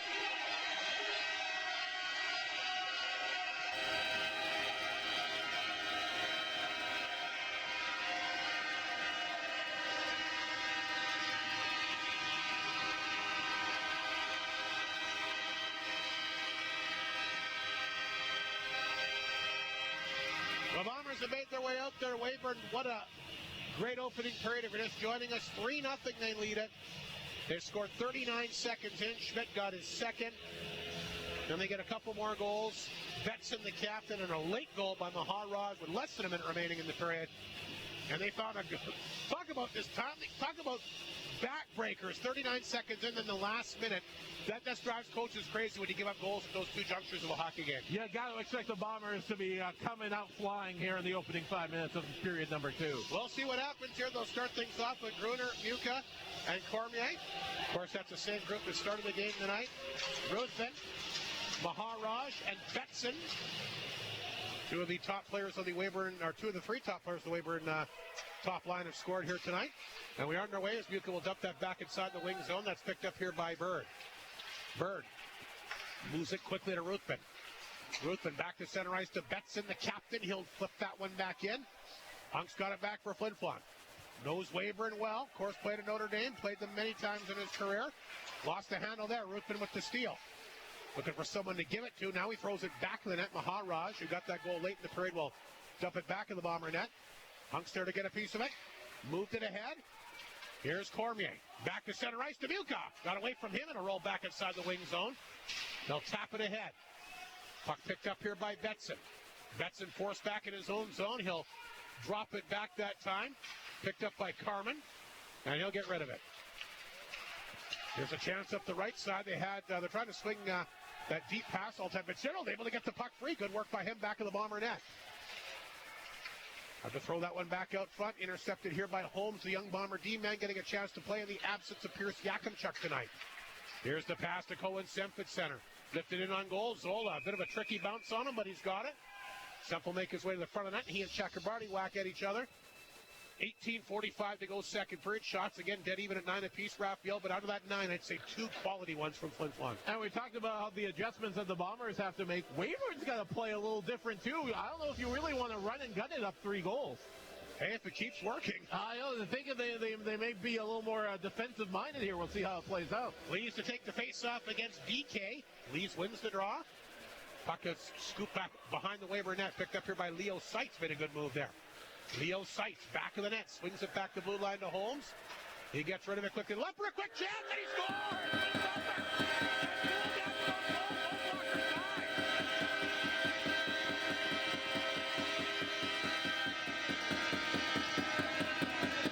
Something happened in front of the net there, Raphael. Zoll saying somebody interfered. This goal may not count.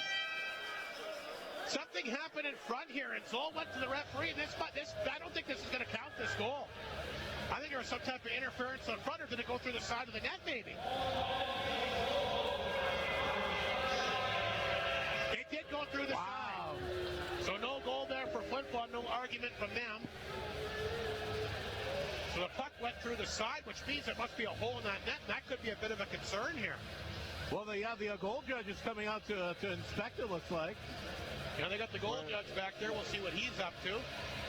The Lions are trying to drop the puck here, but the 2 referees over there talking to the goal judge behind the net. And it is no goal. They confirm with him. A rifle of a shot, though. Lepper looked as surprised as anybody when that one went in. Good shot, though. You're right. Luke Lepper's had a heck of a year. Bombers obviously needed that one. They'll have to keep working here to try and beat Angelo Zoll. Wings will dump it off the boards. And the fans getting on the referee's case. How is this his fault? The goal clearly went through the side of the net, Raphael. No, this one, sometimes you can rag on the Zebras, but Team Stripes got the call right here. No kidding. 1:35 gone here in the second period. Face-off back inside the Weyburn zone as Seitz, Gruner, and Lees will get set for the face-off. Holmes and Lepper on the back end. Puck comes back to Luke Lepper. Lepper walks in, shoots it. There's a good save. Rebound in front. Zoll tracking the puck. It goes to the corner, picked up by Maharaj. He'll get it ahead to Betson. And Betson will start to skate away. Looking for Ruthven through his legs. Back down inside the Flin Flon zone. There comes Oxelgren in there after it. Lepper knocked it down. Puck comes out front. There's a chance again. As Smith Davis was alone in front of the net. And the Bombers, too many missed assignments in this game. You cannot keep giving Weyburn all these good looks. Yeah, it's been a little sloppy. Lots of turnovers in their own end. As the Bombers, as you were saying, a little rink rust out there, not as crisp as they usually are. Boy, Weyburn has had so many good looks in this game. They've got 9 shots, and I would say 7 of them have been good scoring chances. Good chances in tight, yeah. Mulder to take the face-off against Ringer back at the Flin Flon zone. The right of the netminder, Matthew Keeper, doing everything he can to try and keep his team in it. Bombers have not been very good in front of him so far. Piccinino will knock it down. He'll try to get going. Lost the handle. There's Semp with a bump on his guy. Puck rolls back inside the wing zone. Picked up here by Bird, the D-man. Ringer took a bit of a run at him. They try to send Edwards the pass. And the puck will roll back in the Flin Flon zone. Icing call against Weyburn. Just underway in the second period. 17:42 to go. Flin Flon thought they had a goal, but the puck looked like it went through the side, and we'll get a face-off back inside Weyburn territory, the right of Zoll. Moldy to take the draw here against Ryder Ringer. Ringer wins the face-off. Back to Moody, a chance. That got blocked in front. Piccinino can't knock it down, but here comes Romelaire. Romler gets free along the left side. He'll get that one in deep for Edwards. A big body check there on Muniz. He knocked him down back net. The Weyburn bench will cheer that, but Flin Flon will move the puck ahead. Ringer quickly to center. Ringer across the Weyburn line. Hey, let's go! What a goal by Ryder Ringer!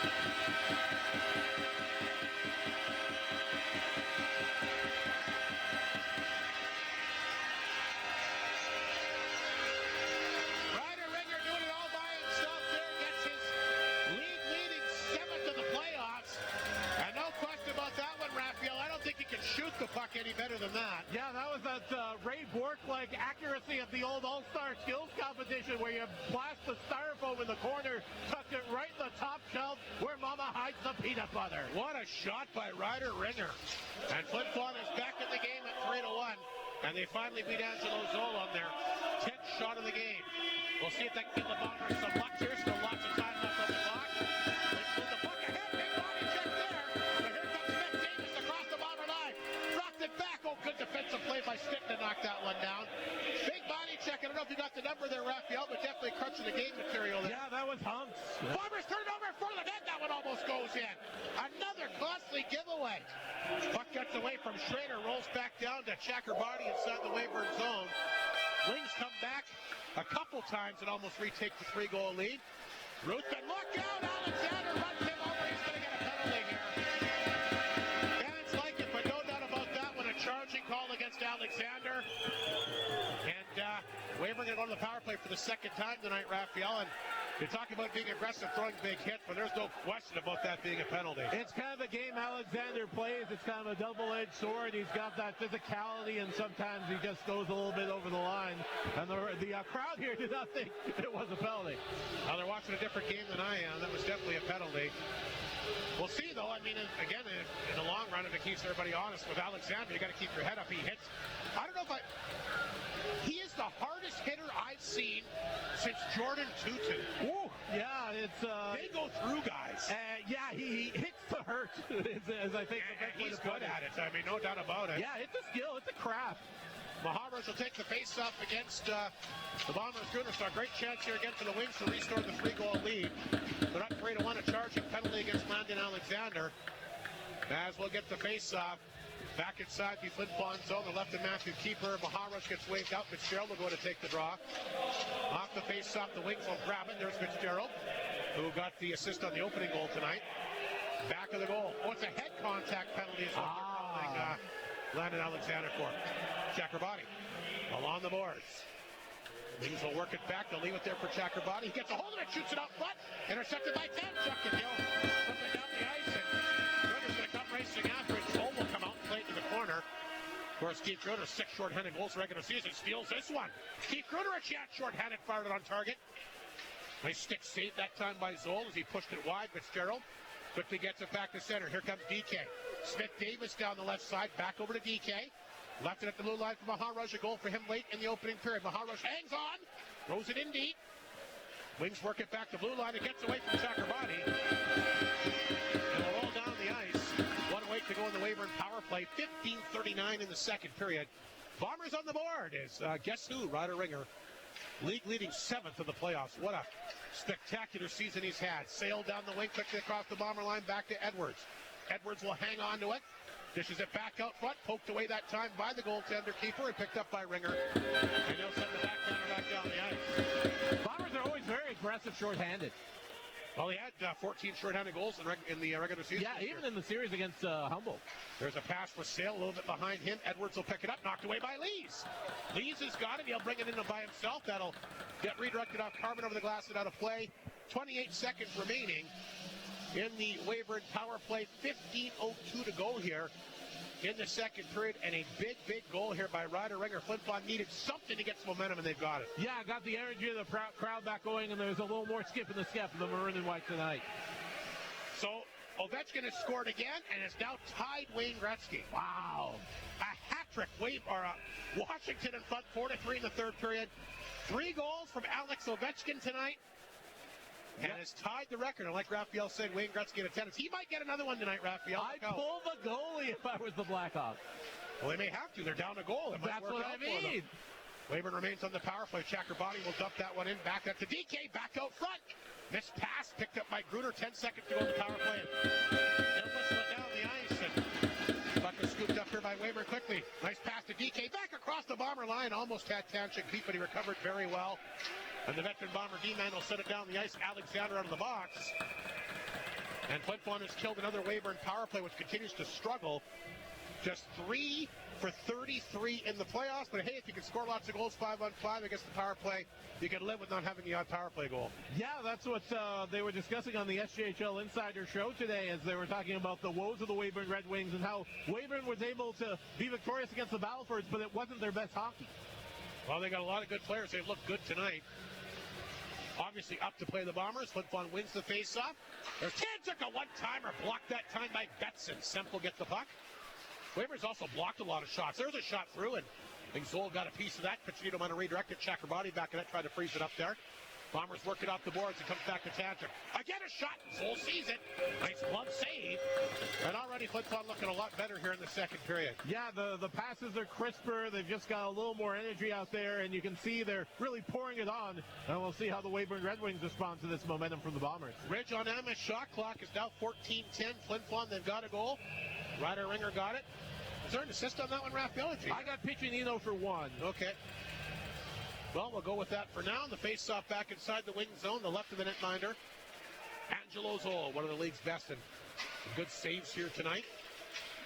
But Flin tries to work hard deep inside the wing zone.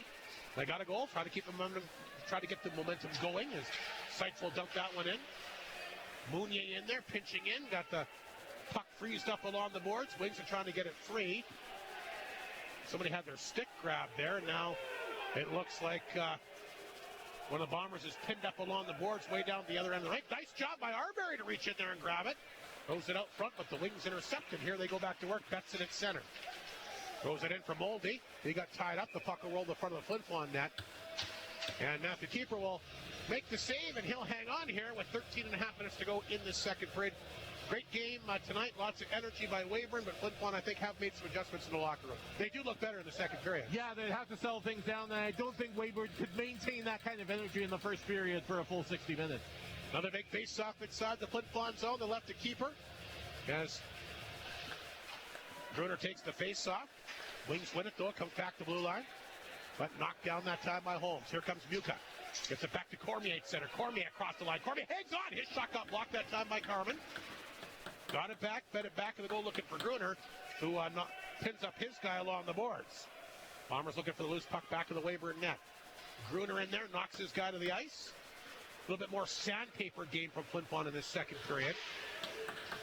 Puck chipped ahead for Carman. The D-man going to jump into play. He's got Fitzgerald in front of the net, but Lepper will pick up the puck for the Bombers.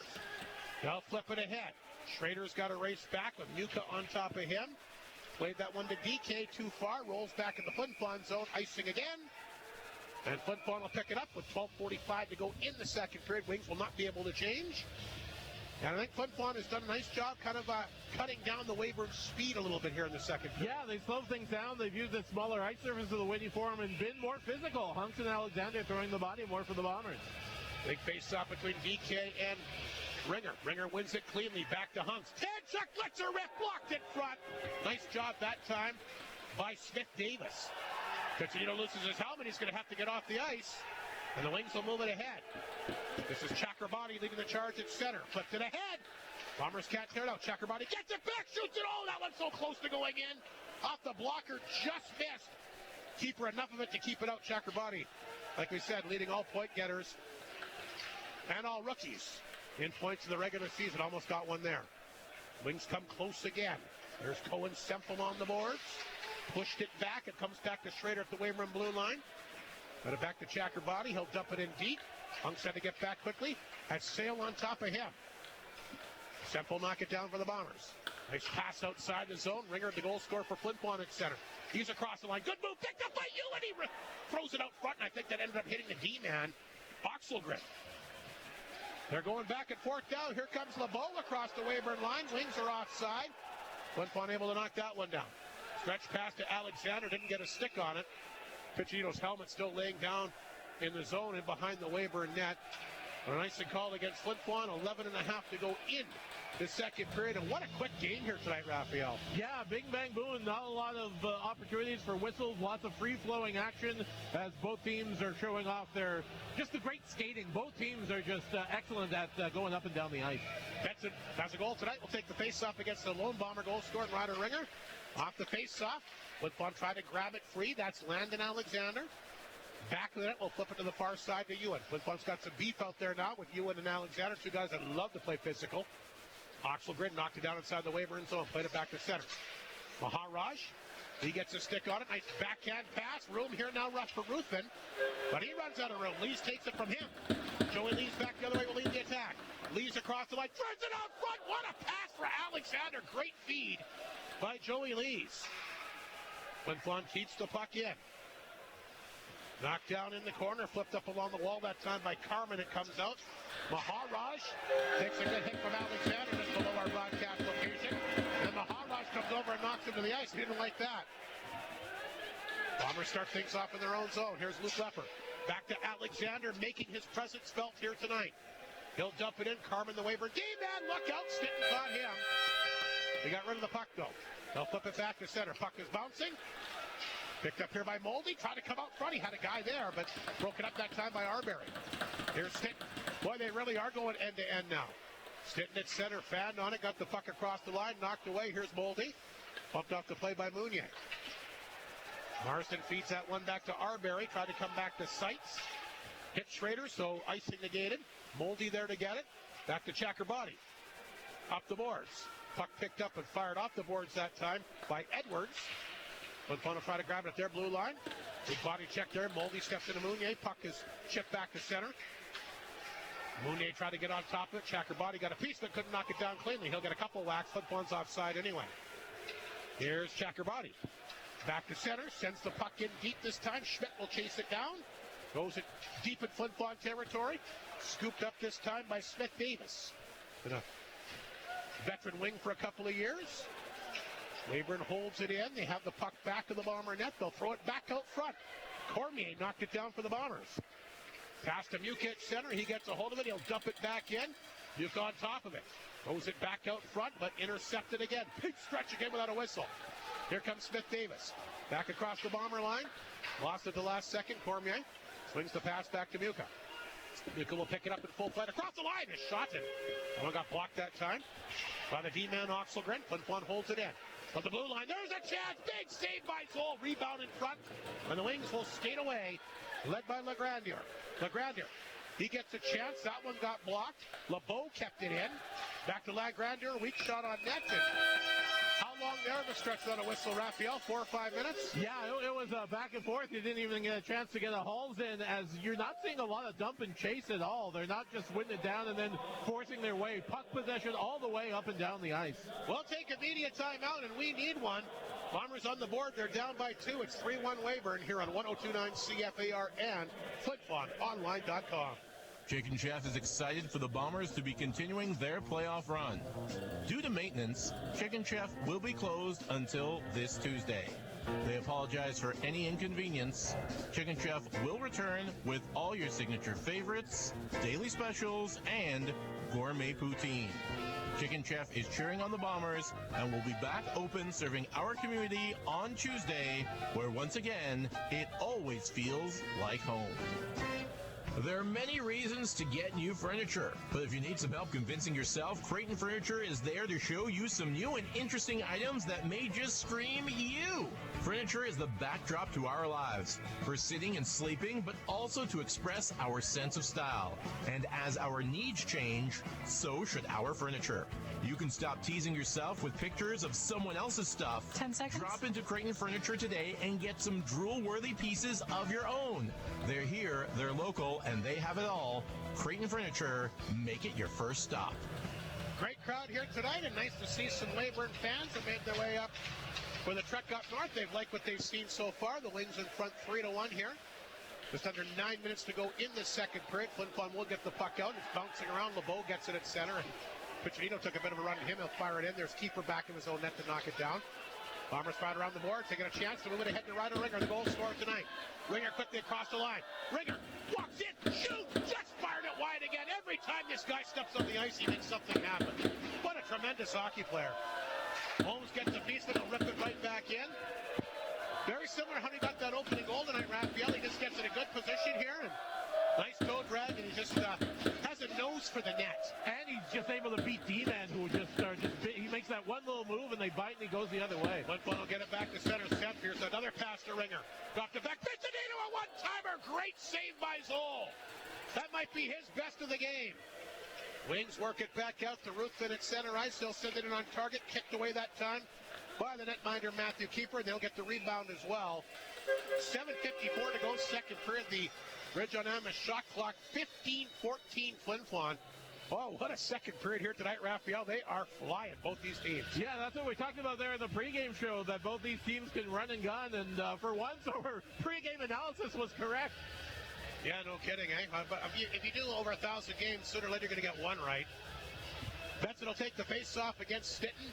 To the right of the netminder, Matthew Keeper off the draw. Flin Flon's been very good in the face-offs here in the second period. Ewan will get it. Down the ice it goes. The big forward out of Saskatoon will chase that one down, knock the Weyburn D-man down as well. Puck is underneath the Maharaj. Looked like he was going to dig it free, and he does.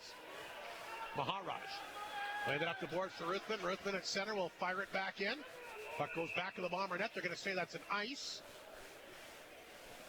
And Alexander, a big grin on his face, probably thinking, who can I run over next? Yeah, he's just getting those train tracks going wherever he is. Hits to hurt.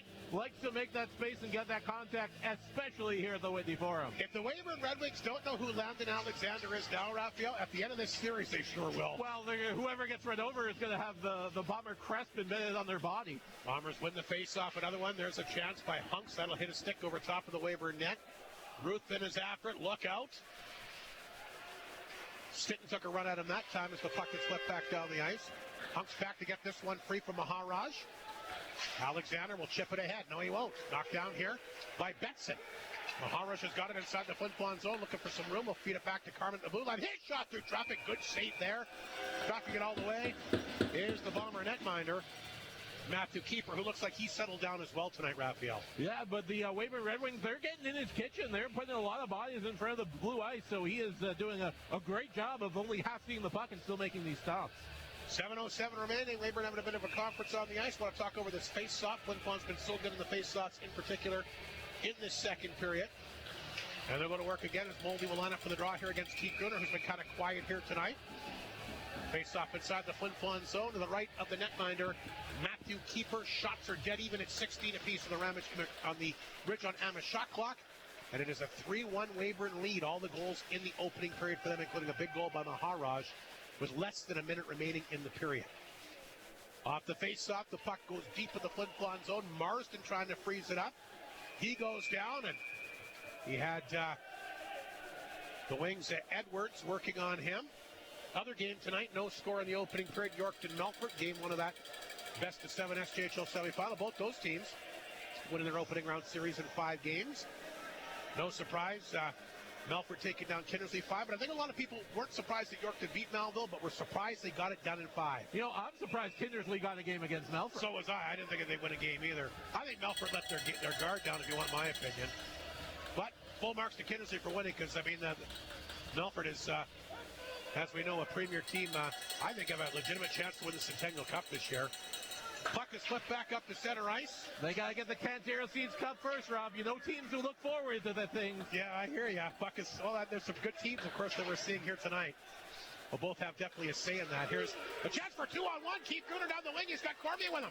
Oh, the pass didn't get through. What a defensive play that time by Schrader. Gruner tried to feed that to Cormier, but it got blocked. They'll come back to blue line. Holmes knocked it down. There's a shot. Nice redirection out front by Cormier, but Zoll stopped him in the rebound. Sent back down the ice, and Flin Flon's having some good looks. They've had a good second period. Yeah, Cormier doing a good job getting in front of Zoll as he parked himself in front of the crease there and was almost able to tip it in. 6:13 to play, second period. Face off right back inside the Weyburn zone. Zoll, obviously a lot more tested in the second period than he was back in the opening period tonight.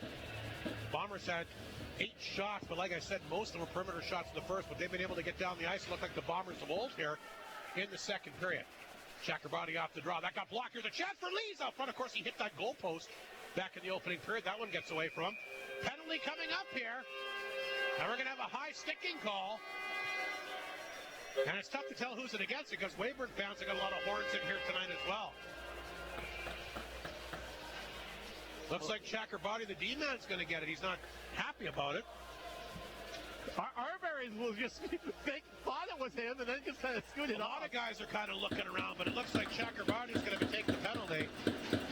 And what a chance here for the Bombers on their second power play of the night, Raphael. Pepsi power play contestant Myrna Geimer gets her products at the Chicken Chef. If the Bombers score, she'll get a case of Pepsi courtesy of Arctic Beverages. Good luck to you, Myrna, as the Bombers will try to get a goal and get a little bit closer here. Again, the best power play in the playoffs. That 25.6 didn't get a chance earlier tonight. That's when Joey Lees hit that goal post. So here we go with Gruner, Piccinino, Ewan, Ringer, and Hunks who's got the puck off the draw. There's a shot right on target and goal. He'll track that one down and make the save. Boy, has Flin Flon lost a face-off in the second period? I don't think so. They've getting everything off the draw, and that Hunk's kind of a knuckleball that almost fooled Zoll. They want to put pucks at Zoll and hoping they get some traffic in front of them. The Bombers off the face-off again. Back to Hunks. Feeds it over to Ringer. Hunks will just hold it in.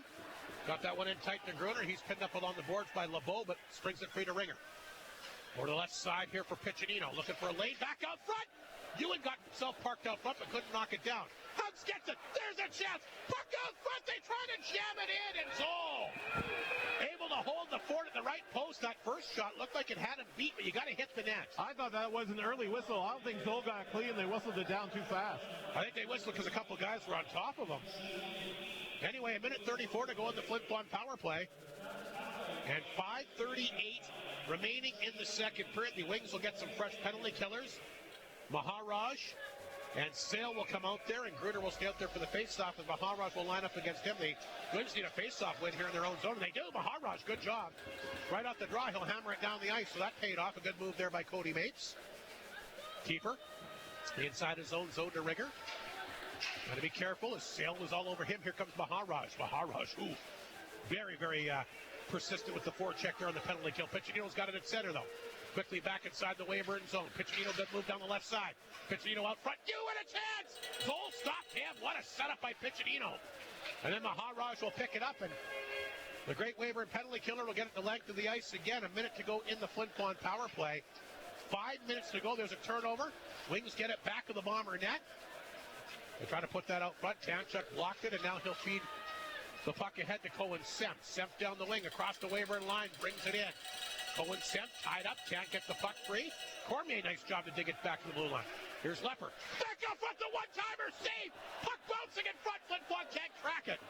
Cohen Semp back to that big rebound, that time by Zoll.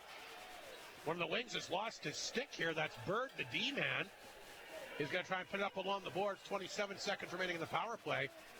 Bombers try to dig it. Yeah, he's pretending to fall on it to cover it up. Well, he's doing a good job here. Bird get a little bit of assistance down from LeBeau. LeBeau will put it up in the corner. Finally, Flin Flon digs it free. Blue line for Lepper. Back out front to Tanchuk looking for a lane. There's Lepper, the one-timer, blocked in front by LeBeau. He'll get the rebound, but he can't clear. Lepper knocked it down. Beats it back to Tanchuk. Tanchuk walks in, shoots, good save against Zoll as the penalty expires. And a lot of good looks by the Bombers again. And the goaltender, Angelo Zoll, he's the difference maker right now. Made 3 or 4 really good saves. Good job by Ewan and Cormier as they are screening a lot of those shots and out in front, getting those opportunities when Zoll's giving up the rebounds. So Flin Flon 0 for 2 on the power play, but not from a lack of effort. Actually, both their power plays tonight have looked good. Yeah, look, Chris moved around, and you can really feel the momentum building. But the last time they had that power play, Weyburn came back the other way. They stole the momentum right back. 4:02 to go in the second period. Weyburn in front 3-1. Another face-off in the wing zone. Bombers have looked a lot better in the second. They've got the only goal. But Angelo Zoll has shut the door when he's needed to. Fitzgerald for the Wings trying to chip that one ahead. It's bouncing. Flin Flon will keep it in. There's Landon Alexander back and centers it out front. Ewan can't get a stick on it. Got tied up in front of the net that time with Schrader. Holmes holds it in. His shot goes wide. Picked up by Hunks. He'll fire it over top of the Weyburn net. Puck will hit the boards and come outside the zone. And Holmes will pick this one up just inside his own zone. Played that one back to Landon Alexander. Oxelgren took it from him. Alexander got it back as it redirected off of Schrader. Goes back out front. Zoll a little trouble handling it, but now he'll reach out. He'll grab it and hang on with 3:18 to play in the second period. The shots in the period, 14-7 Bombers, 22-16 so far on the Ridge on Amos shot clock. Now, you would be the guy to ask this, Rob. Probably, it's say, 10, 15 years. If you felt the lead goaltending has just been so much better than it has been. Just these frontline goalies are just terrific league-wide. Me and Mike Slip were talking about that a few weeks ago. I don't think there's a weak goalie in the league, to be honest with you. There's a one-timer. I don't know who that hit. Kamchuk drilled it. I think that hit sail and went straight up in the air. Oh, he had a lot on that one, but the Wings have blocked a lot of shots here tonight. For as good of a skating team as they've been and taking chances and getting opportunities, they blocked a lot of shots as well. Yeah, LeBeau's going to have a lot of bruises tonight. Case in point on that great drive by Kamchuk. Wings work it back in the Flin Flon zone. Here's Chakrabarty. Back out front, wide open that time. Fitzgerald, where'd that one go? He ripped it over top of it. Picked up out front. DK will fire that over top of the Bomber net. Chances by the Wings trying to restore that 3-goal lead here late in the second period. Carbon holds it and redirected off target that time. Just wide by LeGrandeur. Comes out front. DK fanned on it. Kamchuk's got it. He might be tired. He'll get it back to center, and he'll dump it in with 2:26 to go. Some good chances by the Wings there. They come up empty. Stretch pass to Ruthven. He'll redirect that back in the Flin Flon zone. Keeper reaches back, grabs it. Now he'll let Mounier take it. Piccinino will redirect it outside the center. Intercepted and fed back in the Flin Flon zone, that time by Bird on target. Again, the save made by Keeper. Here's Mounier for the Bombers. Mounier's got it. Pass up the left side. That hit Maharaj. Rolled inside the Weyburn zone. Bombers try to work it back out front. Maharaj with the steal. Look out. I thought that was coming up here. He'll flip that inside. So did you. We need some chicken wire up here like the Blues Brothers. They'll throw that back at icing call against Flin Flon. 1:47 to go second period. Boy, the Bombers get a goal here late, Raphael. Wouldn't that make for an interesting third period tonight? You can really feel like a pressure cooker. The Whitney Forum going to wait to explode if the Bombers are able to get one here in the final minute 47. So the face-off inside the Flin Flon zone after the icing call. Once again, Weyburn in front 3-1. No score in the other game midway through the opening period. Yorkton and Melfort. We'll keep our eyes on that one throughout the evening on our McDonald's out-of-town scoreboard. Here comes Piccinino, takes the pass to center, made a good move, gets a hold of it, ripped it on target. And the good news for Flin Flon, Zoll will glove that, and Flin Flon will get another face-off inside Weyburn territory here with 1:38 to play. Yeah, we were talking about the face-offs. They lost that one during the power play in their own end. I don't think they've lost one so far here in the second period. No, the first face-off they lost was when they made that change to the penalty kill and Maharaj came out. Yeah, and he was able to get it out and kind of put the wet blanket on the power play. Lees will take the draw here as he'll line up for the face-off against the Wings, Lucas Schmidt. Face-off inside Weyburn territory, the left of the netminder. Here's your favorite move in hockey, Rob. Angelo Zoll, yeah. Arbery will take the draw. The Wings do win that face-off, and hard off the glass, back down to Flin Flon territory where Holmes will cut it off. Holmes has looked really good for Flin Flon tonight. He'll move that one ahead, broken up by Carmen at the Weyburn blue line. Sight throws a body check on Fitzgerald. Puck will roll back the Weyburn line, where it's picked up this time by Oxelgren. Oxelgren up the middle. Here's a chance for Schmidt. Just rolled off his stick, and again, he was wide open. They did a really good job fighting that forward. Getting in behind the D, they've had that play work a lot for them tonight. Sights look for Flin Flon to make adjustments on that as the series goes on. There's a good body check on Arbery there. He didn't like that as he comes over and takes a whack here. That's Smith Davis. We're down to 1:07 to play in the second period. A 3-1 Weyburn lead. Looks like they're having fun out there here in the second period. They've got a little swagger to them here. Well, they've had some success, been able to get some good chances in tight. But again, you don't want to take your foot off the pedal defensively, because look, Weyburn came back with a series of good chances there moments ago. Big face-off between Gruner and Benson. Wings win the draw. Back to Chakrabarty. He'll label that one, and there's Matthew Keeper seeing it all the way. He'll reach down and make the save. 1:03 to go.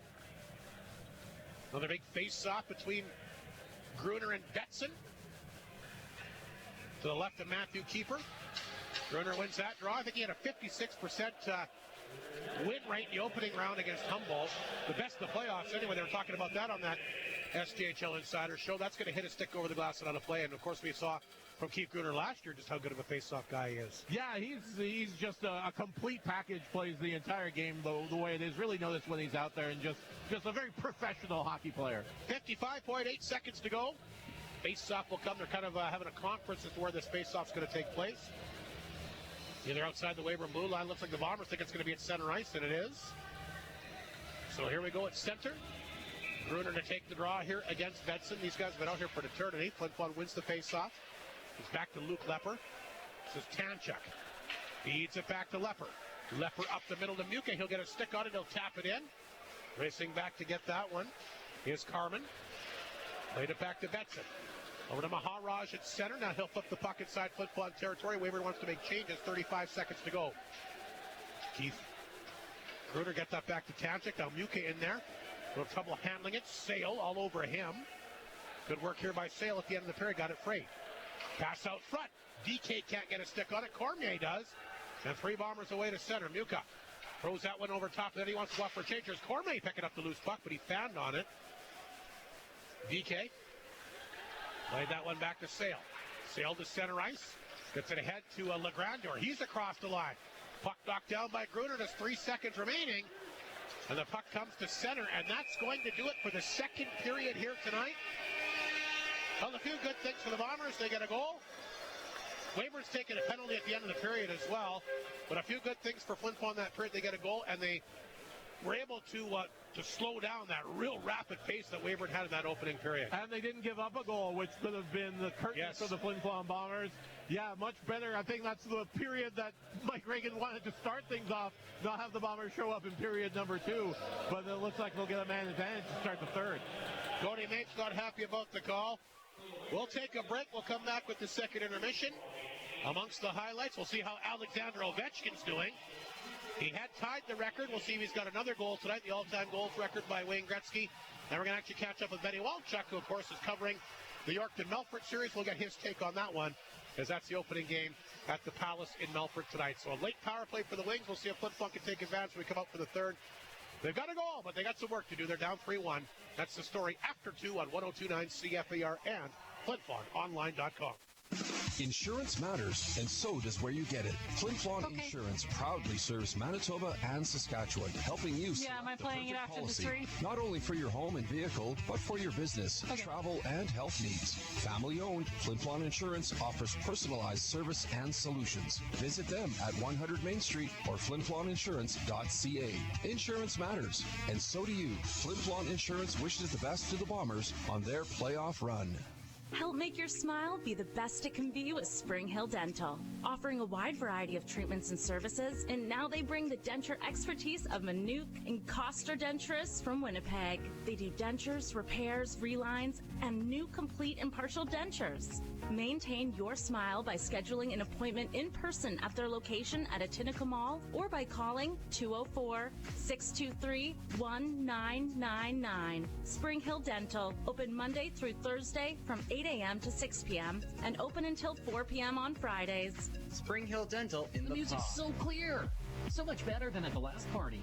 Thanks. It's because of my new wireless Samsung party speakers from Shane's. Your new wireless Samsung party speakers? No, my new wireless Samsung party speakers. I still can't hear you over the music. I'll tell you 9 seconds. The party. Upgrade your listening experience with Samsung's wireless speakers from Shane's in the Otinike Mall. Watch, listen, play, connect. Welcome back to Whitney Forum, the second intermission show for the Co-op tonight. Rob Hart, Raphael Saray, and just the one goal in the second, but a big one for the Flin Flon Bombers. I guess some people thought they scored. The puck guy went through the side. Well, it couldn't have went through. If it was a hole, they would have been patching that up. There was something that was that Lepper non-goal, yeah. Anyway, they do come back on a beautiful goal by Ryder Ringer. Of course, we talked about his heroics in the first series, 12 points to lead all point getters. He gets a goal, a beautiful one, his 7th. Toe drag, uses the D-man as a screen. And I think you have to beat Angelo Zola with a perfect shot, and he did that. Yeah, he was able to just put it past top corner, has that great little dead leg move that everybody bites on, and it looked like he had enough and was looking to take this team on his shoulders to glory. He had a couple good chances after that as well. Piccinino, by the way, the lone assist on that one, so Anthony Piccinino continues his fine play in the postseason. Bombers 14 shots. They have 22 through 2, 9 for Weyburn, 18 through 2, but the big thing out of the 14 for Flin Flon, a lot of them good scoring chances. They didn't get a lot of good chances in the first period. It was the traffic in front, an opportunity. Ewan and Cormier, they were parking themselves right in front of Zola, making it very difficult for him to make saves. Both teams 0 for 2 on the power play. Flin Flon will get a chance as one of the Wings took a late period our late penalty in the period with just 1 second remaining. I know that because Cody Pace was pointing at the official, said 1 second. He wasn't happy with the call, but their penalty killing unit's been good, and we'll see if Flin Flon can get that early power play goal and really grab the momentum for the crowd here early in the third. They get that goal. Look out, all bets are on then. Yeah, we thought that they'd be really fired up there in the second period. They definitely were. And the power play has looked good. They haven't been able to capitalize on it, but they're working it around and getting a lot of traffic in front of Zoll. So we'll see how that goes, and they're winning all those face-offs. So an advantage for the Bombers to kick things off in the final frame. So the Flin Flon Bombers trail after 2 periods of play in the playoffs. They're 0-2 when the Wings lead after 2 periods of play in the postseason. They're 2-1. We'll see. A 3-1 lead. We'll take a break. We'll come back with Benny Walchuk. Will give us the inside scoop of the Yorkton-Melfort series. That one, of course, is underway tonight. No score in the opening period. Melfort certainly the heavy favorite. They are the defending league champions and certainly had a better, they had less losses this year than what Flin Flon had with, of course, that incredible team that they had last year. So Melfort, a very good hockey club. They've got they just scored, so they got a 1-0 lead here late in the opening period. But anyway, we'll take a break. We'll come back with Benny Walchuk. We'll get his vantage point and what he thinks could go down, as, of course, the other SJHL semifinal is just underway tonight as well. Weyburn leads this one 3-1 after 2. We'll take a break. Benny Walchuk will join us next here on 102.9 CFAR and FlinFlonOnline.com. Northland Ford proudly supports the Flin Flon Bombers in the SJHL playoffs, and we know they'll play tough like the Ford F-150, the toughest truck on the market for over 45 years and counting. Northland Ford is helping the community cheer on the Bombers as they fight to bring a championship back home where it belongs, and will provide you with the best selection to choose from in the North for the North. Northland Ford, the dealership you tell your friends about. Hud Bay is proud to be a sponsor of this Bomber broadcast. From donations for bursaries, hockey schools, clubs, community events, charities, and so much more, Hud Bay has supported our community with dedication and generosity, contributing to events and organizations. Hud Bay thanks the people of Flin Flon for their continued support. And good evening. Welcome to our second intermission tonight. Of course, it's the beginning of the SJHL semifinals. Besides the Flin Flon Bombers, Weyburn Red Wings, of course, the other series, the defending league champion Melfort Mustangs and the Yorkton Terriers, who won, of course, the big Highway 10 showdown with the arch rival Melville Millionaires, beating them in 5 games. We're actually the first team to advance to the second round of the playoffs. Benny Walchuk, who, of course, covered that series. He'll be covering the other series as well between the Mustangs and Terriers. Benny, I guess, first and foremost, good to talk to you again. And nothing beats playoff hockey in the SJHL. Yeah, absolutely. I appreciate you having me on, Rob. But yeah, it's nice to call playoff hockey. It just has that much more meaning to it, and with the Highway 10 battle is great. I know being growing up in the area, I've been watching this from afar for a number of years, the series, and it was just great to see those two teams battle in the playoffs, and nice to see both buildings and the pride of both organizations and cities come back alive. So it was a great series, and it was actually, honestly, a series that could have went either way. Melville had a couple late leads that they let slip away, a couple of overtime games that could have went either way as well. So it was a tight series, and it was over in 5 games, but it was a good battle, and it was a stretch of 7 straight meetings between the two teams. Could have been possibly 9, but it was just a great series. Were you surprised? I mean, I know it was tight, like you mentioned. Were you surprised it ended in 5? I think a lot of people, me included, thought it would go the full 7. Yeah, exactly. I thought so as well. Like Melville had a 5-4 lead. I think late in that game they lost it with 4 seconds left, and then they had chances in overtime. They had 2 kind of partial 2-on-1s in overtime in Game 5 to extend it as well. So I thought maybe at least 6 games, possibly 7, which would have been great financially as well for both organizations. But Yorkton kind of just when they opportunistic when they had the chances, especially on the power play and special teams, they took advantage of it, and that was a big difference. Well, here you move on to face the defending league champion Melfort Mustangs. I know the Terriers didn't fare too well against them in the regular season, but then again, a lot of teams didn't. I mean, you and I were chatting off the air, and I mean, no bones about it. Melfort certainly is the favorites to repeat as SJHL champions. Yorkton in there to start this weekend. What are your thoughts? Do Terriers have any chance to pull the upset here?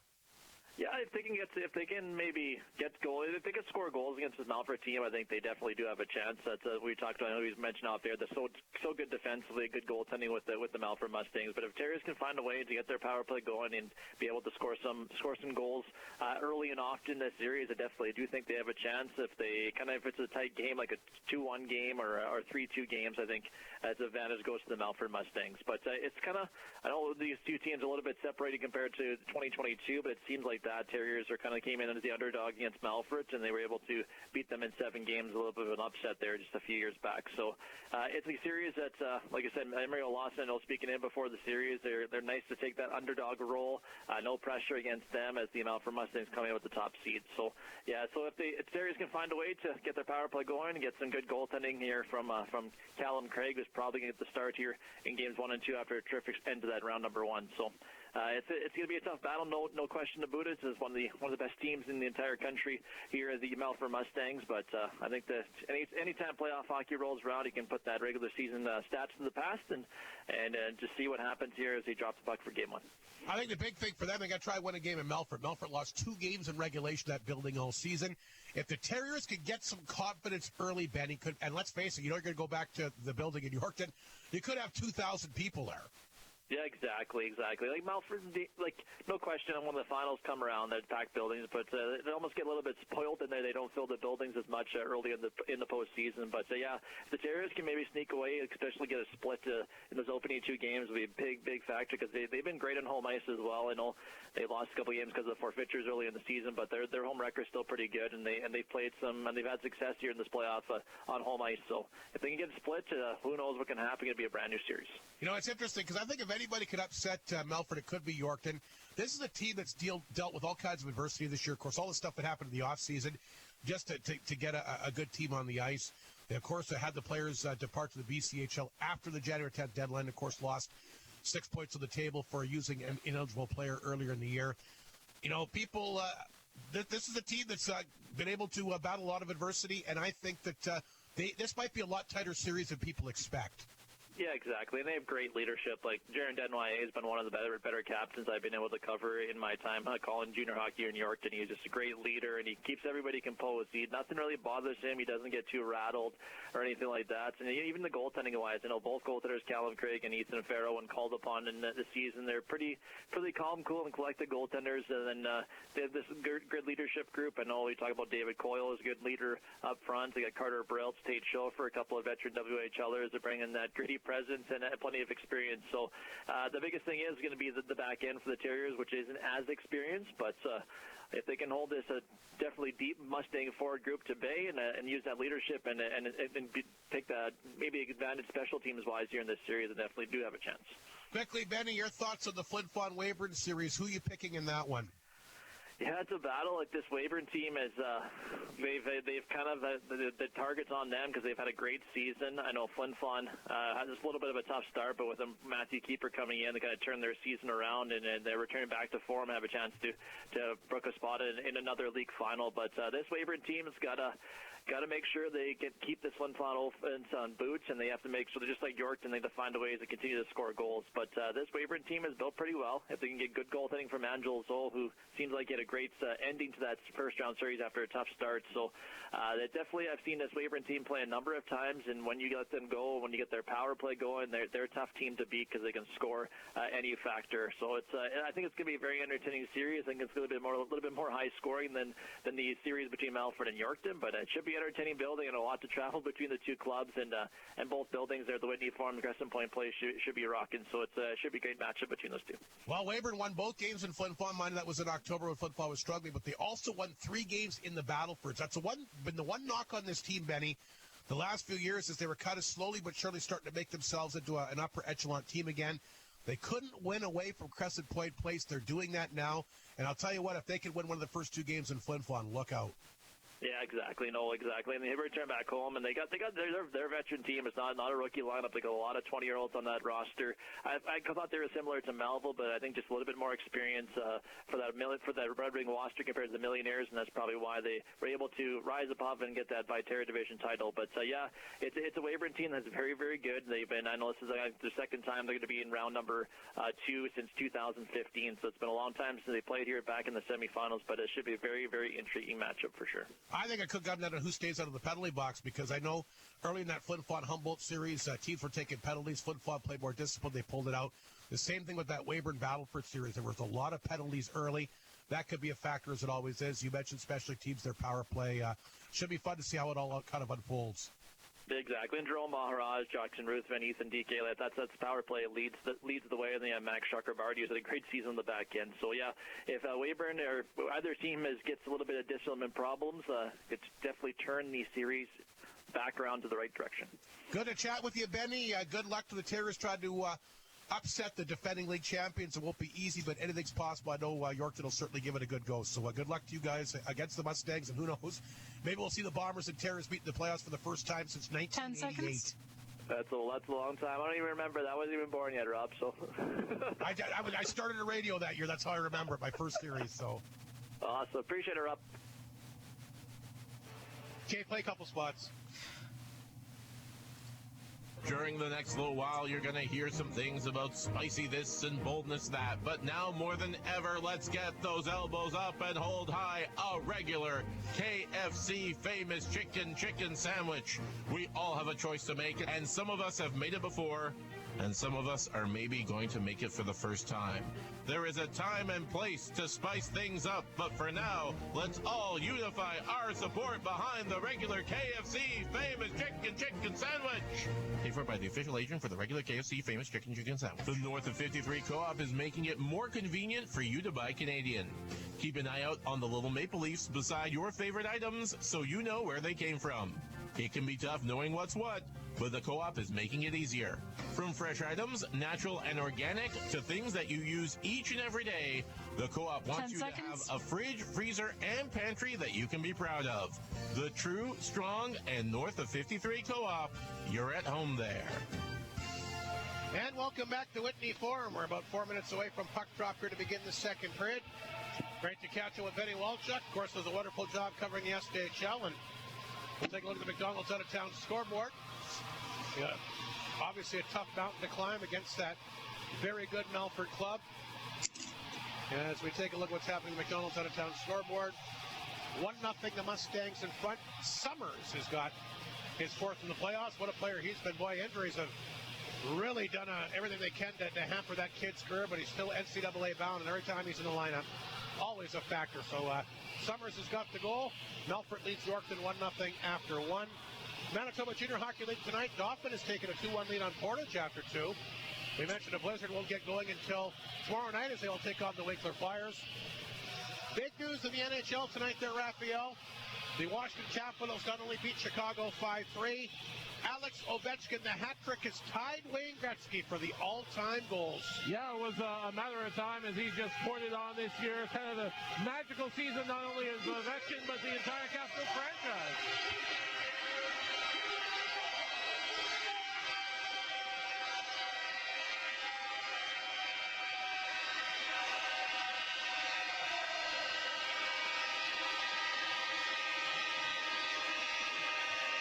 So good for Oldie, who probably still has a couple of years left, I would think. Anyway, one goal away now from breaking the all-time record. The two other games in the NHL are final as well. Detroit beat Carolina 5-3. And the Islanders, a 3-1 victory tonight as they knocked off Minnesota. Once again, it's a 3-1 Weyburn lead. After 40 minutes of play, all their goals came in the opening period. Schmidt, Betson, and Maharaj. Ryder Ringer has got Flin Flon back in it. And the Bombers will go on the power play, Raphael, to start the third. That means Pepsi power play time. As we go into the hopper, it's going to be Dion Kerfont gets his product to the gas bar. If the Bombers score, he'll get himself a case of Pepsi, get his directed beverages. Crowd is jacked up. We'll see what happens. We're underway in the third period. Puck will roll inside the Weyburn zone. Carbon, the D-man's got it. And he'll send the puck down the ice. The penalty, by the way, being handed out to DK for holding. And we'll see what Flin Flon can do. Picciano will take the pass in center. He'll rip it inside the wing zone. There's Ringer to try to collect the puck. Knocked away from him, but held in by Hunks. Nice job at the right point. His shot knocked down in front of the Weyburn net, picked up and fired down the ice by the wing D-man that time, Chad LeBeau. Hunks forced back of his own zone. He'll let Ringer take it. Or no, he won't. He'll hang on to it. Now he'll swing the pass to Picciano. Picciano went center. Down the left side, inside the Weyburn zone. Got that in deep for Ringer, who's got the Bomber goal. That one knocked away from Gruner, back of the net. Puck is set to the line, knocked out that time. And here comes Romolar to pick it up short-handed. Walks in, gets a shot away. A good one, and a good stick-seam meet that time. by keeper. Romelaar gets it again, and that time he fanned on it. Puck loose in front of the Bomber net. They're going to try to get going here. Picciolino will pick it up. His backhand pass finds Cormier, who's had a nice game tonight. Fed it back to Hunks. Hunks can't do much with it. Cormier comes back to help him. Dropped it there, and the Bomber power play struggling to get going. They'll get the pass to Semp. Cormier across the Weyburn line. Hangs on, shoots that one, gloved and held on to by Zoll. A good save. Joey Lee's on the doorstep there, but Angelo Zoll could see that one all the way. Yeah, was able to flash the leather there, as it's usually Cormier who's parked in front of the net, gets a chance to actually fire one for the power play for once. Just underway in the third period. 38 seconds remaining in that Bomber power play. It's gone by that quickly. Lees, Semp, Cormier, Lepper, and Tanchuk is the power play unit. Weyburn wins the draw. LeBeau back of the net. Gets that one to the corner, but held in. Great play by Tanchuk. Semple on the boards. Tied up that time with Betson, who's got one of the 3 Weyburn goals tonight. He gets that to Schmitz, who's got a goal as well. He can't knock it down. Cormier has it. Sends it back to Lepper. Here's a chance on target. Zoll's got it. He'll grab that off the chest pad and hang on. No rebound. And 16 seconds remaining in the Flin Flon power play. Just underway in this third period. A 3-1 Weyburn lead. And the Wings starting to win some faceoffs now, Raphael. Tough to start the power play when you're starting the period. You're on center ice. You don't really have that advantage like you do in your own end like you usually would. Lees against Maharaj. Face off to the right of the netminder. Zoll back to Lepper. One-timer. There's a great chance by Tanchuk and a beautiful save. Flin Flon will hold it in. What a right patch stop that was. Tanchuk's had a good game tonight as well. Zoll's robbed him a couple of times. Great right patch save there. Flin Flon keeps it in deep. DK out of the box. We're back to 5 aside. And Flin Flon 0 for 3 on the power play. The teams have combined 0 for 5 tonight, so it's been even strength goals. There's Maharaj, a nifty move. He'll pick it up. He's quickly away down the right side. Maharaj across the Flin Flon line, got it in deep. Tanchuk can't get free, but picked up instead here by Semp. That one got blocked. Sale keeps it in. To DK out of the box, trying to work it back out front. Rolls to the side of the Bomber net, and now the keeper will find that and hang on. Good penalty kill there by the Wings. Didn't give Flin Flon much. Yeah, the Bombers never really got set. They got some opportunities, but it was all from the outside and good rebound control from Zoll. So another face-off back in the Flin Flon zone, just underway in this third period. Shots are 24-19 Bombers on the Ridge on Amos shot clock. They outshot them 14-9 in the second period. As Stinton will take the face-off here against the Wings moldy. Bombers win the draw. This is Seitz down the left side. Got the puck back inside the wing zone. Chakrabarty is there. Sitting there, knocked it away from him. Picked up in the corner by Seitz. Throws that out front. Stuck away that time by Zoll. Seitz races over. He'll keep the puck in. Back of the Weyburn net it goes. Seitz tried to come out front. Bouncing puck. Seitz will get it in the corner. Here's Leo Seitz. Knows what big games are all about. Won a midget national championship as a member of the Saskatoon Contact. Can't use that term anymore, Rob. Right. AAA, I guess. Well done. Yeah, I forgot you can't say that. You're right. Tuning in the jar. Landon Alexander will rip that around the boards. Hunks can't keep it in. And the puck will roll back down inside the Flin Flon zone. And Matthew Keeper will stop this. Hunks will grab the puck back of his net. 16:39 to go third period. Betson, the wing captain, will watch him out front. Stinton is back out there. Flin Flon will take their time setting this one up. Here's a nice pass to center. Chip back inside the Weyburn zone that time by Muka. Carmen comes over to get it. Plays it ahead to Maharaj. He's been out there a long time. Beats it back up the left side. Great chance that time for Ruthven, but knocked away. Flin Flon will dump it out. Wings dump it back in. Keep a little trouble with that long shot. Marston will grab it here for the Bombers. His pass. Redirected off Maharaj. Picked up by Bird at center. He runs into Mounier. Cormier looking for the puck. Maharaj, though, knocked it away from him. Beats it back in the zone.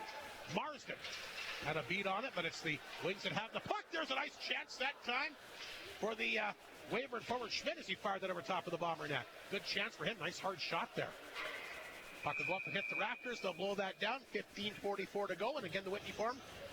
Quiet, Raphael. They came out with a lot of A lot of moxie here with the Bombers on that power play, but the Wings, anytime they've had to take the crowd into the game tonight, they've been able to do that. Yeah, it looks like Weyburn's going to want to slow things down, tighten things up a bit, and not give the Bombers a lot of space here. Face off inside the Flin Flon zone. Ryder Ringer out there to take the draw against Schmidt to the left of the Bomber netminder Matthew Keeper, who I don't think can let in another puck tonight if Flin Flon's got any chance of coming back.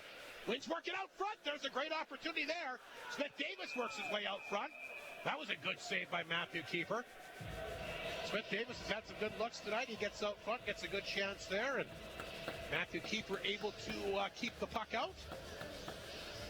Good start for Weyburn here in the third. They know if they can get one more goal, Flin Flon will be in a real tough spot. 3-1 Weyburn leads it, trying to get that, to restore that 3-goal lead. They led it 3-0 after one. Off the face-off, they grab the puck again. That's Schmidt. Back of the goal here for Fitzgerald, but knocked away by Semp. The Bombers poke it back to Piccinino at center, but Chakrabarty grabbed that. Back to Fitzgerald. Flipped it off the boards inside the Flin Flon zone. There's Holmes. Feeds it back to Tanchuk. Had a good chance to the power play early in the third period. Fitzgerald. Back to center. Bombers jump on it. Here's Piccinino. Across the line. Piccinino brought another penalty against Chakrabarty. Chakrabarty was wrapping him up there, Raphael, and look out now. Ringer better not take a penalty. He's getting into it. He's going to get a penalty here, Raphael. Pushing and shoving going on after the whistle. Ringer's taking a penalty as he takes a swing back of the net as he took a shot at Smith Davis. We're going to have penalties both ways here. Looks like Flin Flon might be going to the power play, but Ryder Ringer. And you can see Mike Reagan not happy with that. No, he's not. So Ringer will take the roughing call. But there's two wings going off, so Flin Flon looks like they're still going to get the power play, but you want Ryder Ringer on the ice. Well, yeah, he's a real game changer. So, 4-on-3 for the Bombers? That's what I'm thinking. Chakrabarty took the original penalty. Smith Davis and Ringer will take coincidentals for roughing, I'm assuming is what the call is going to be.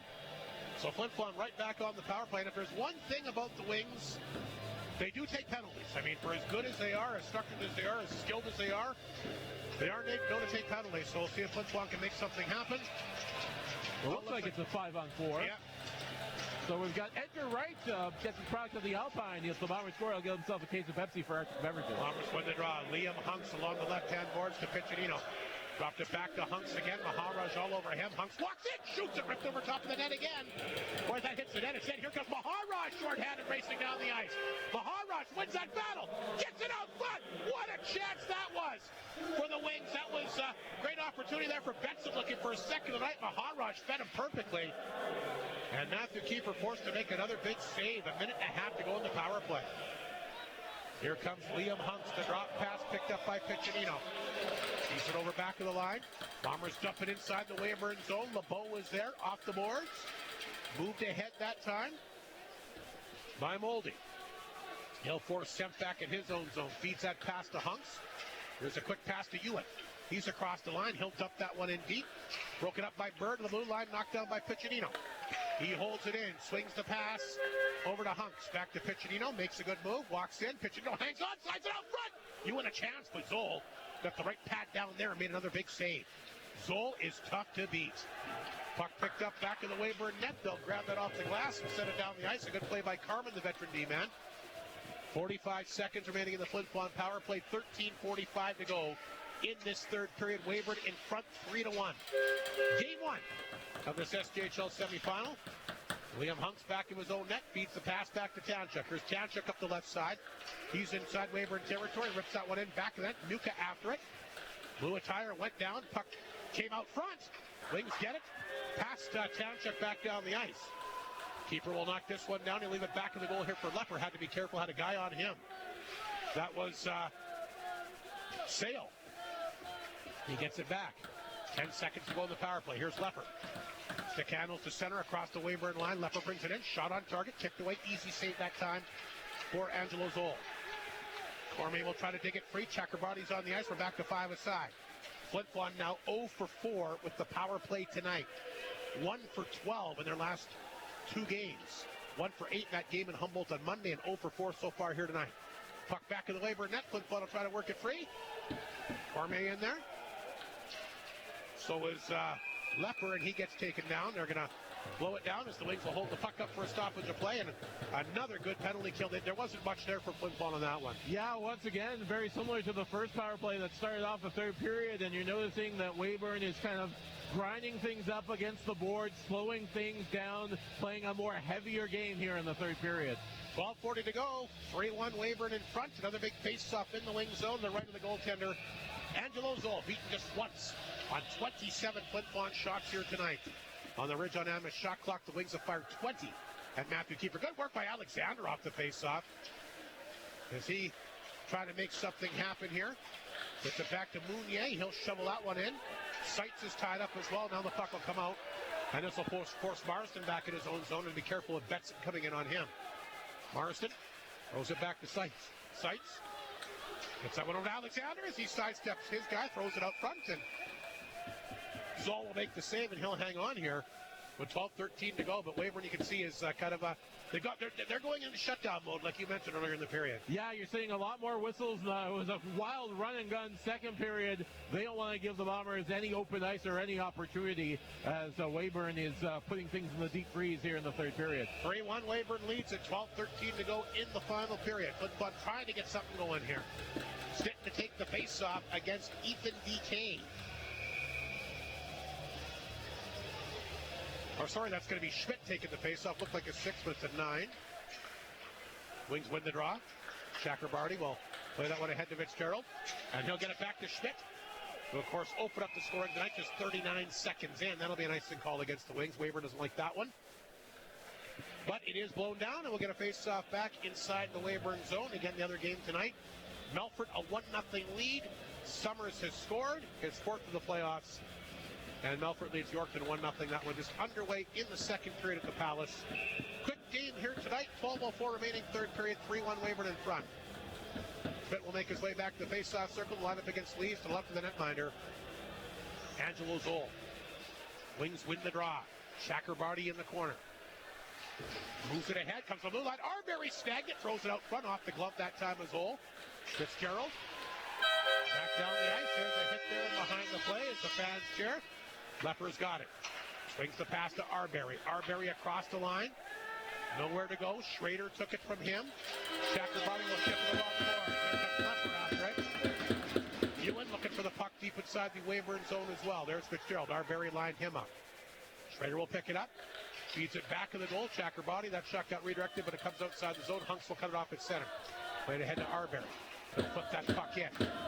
Schrader back to get it, but Chakrabarty will take it first. Arbery lined him up. Here's Fitzgerald. Lost the battle to Ringer. Ringer with the steal inside the Weyburn zone. You don't see Ringer lose a lot of puck battles, and they're perfect example of just how skilled of a forward he is. Got the only goal. They'll force a face-off deep in Weyburn territory. Boy, Ryder Ringer so good away from the puck.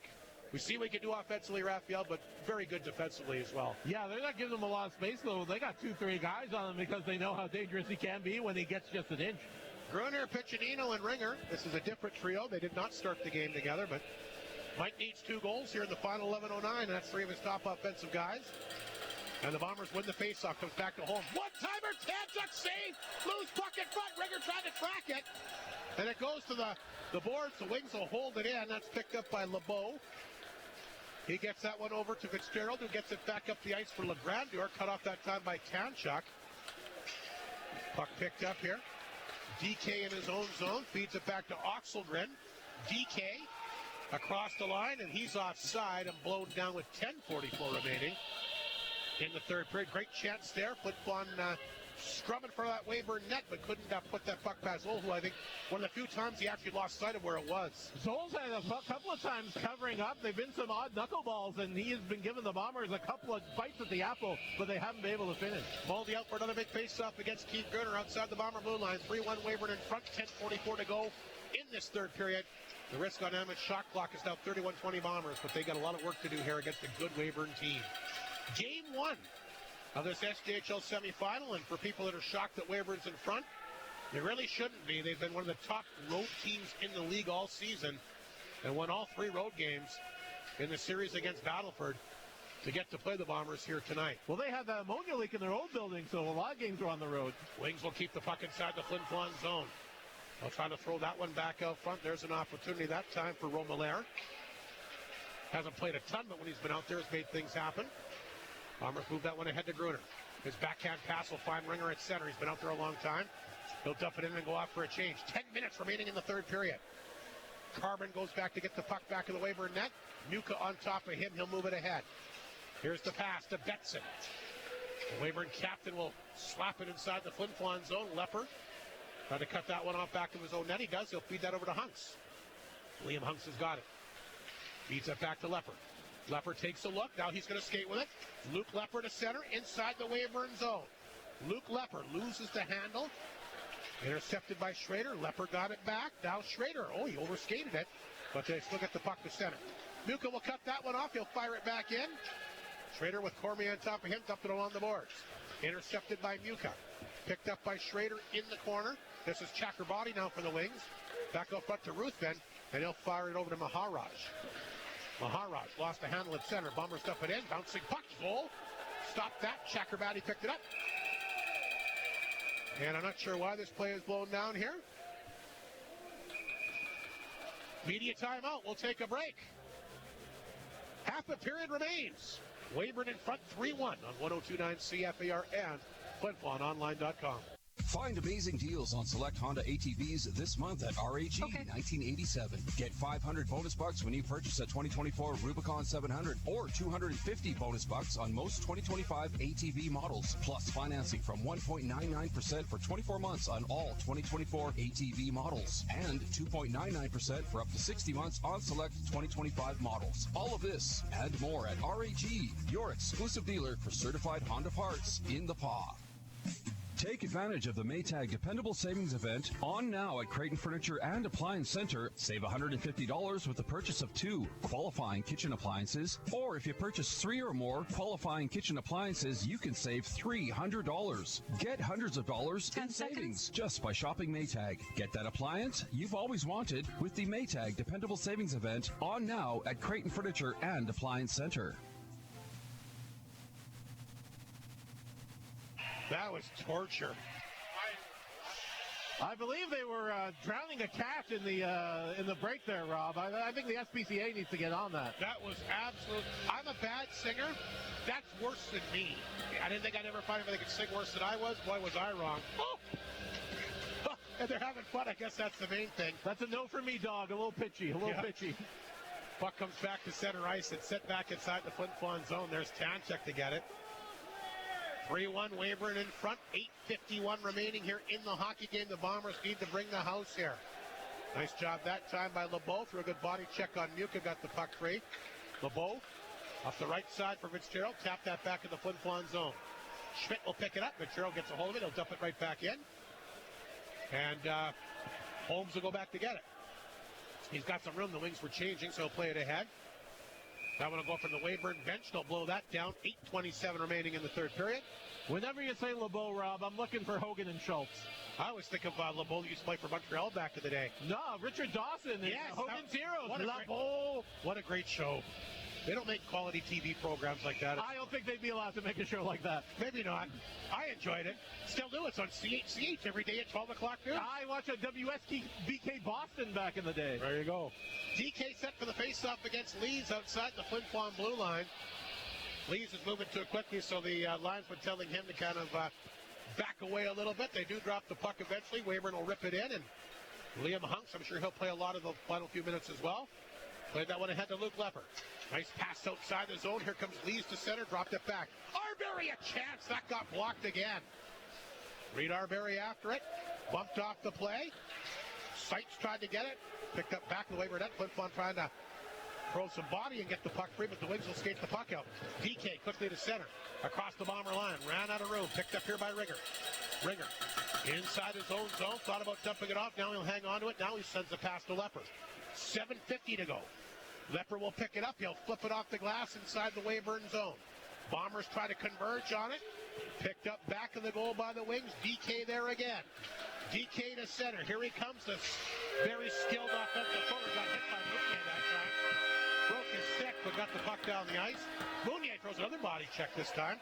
Stepping into the Wings, Rothelmeier.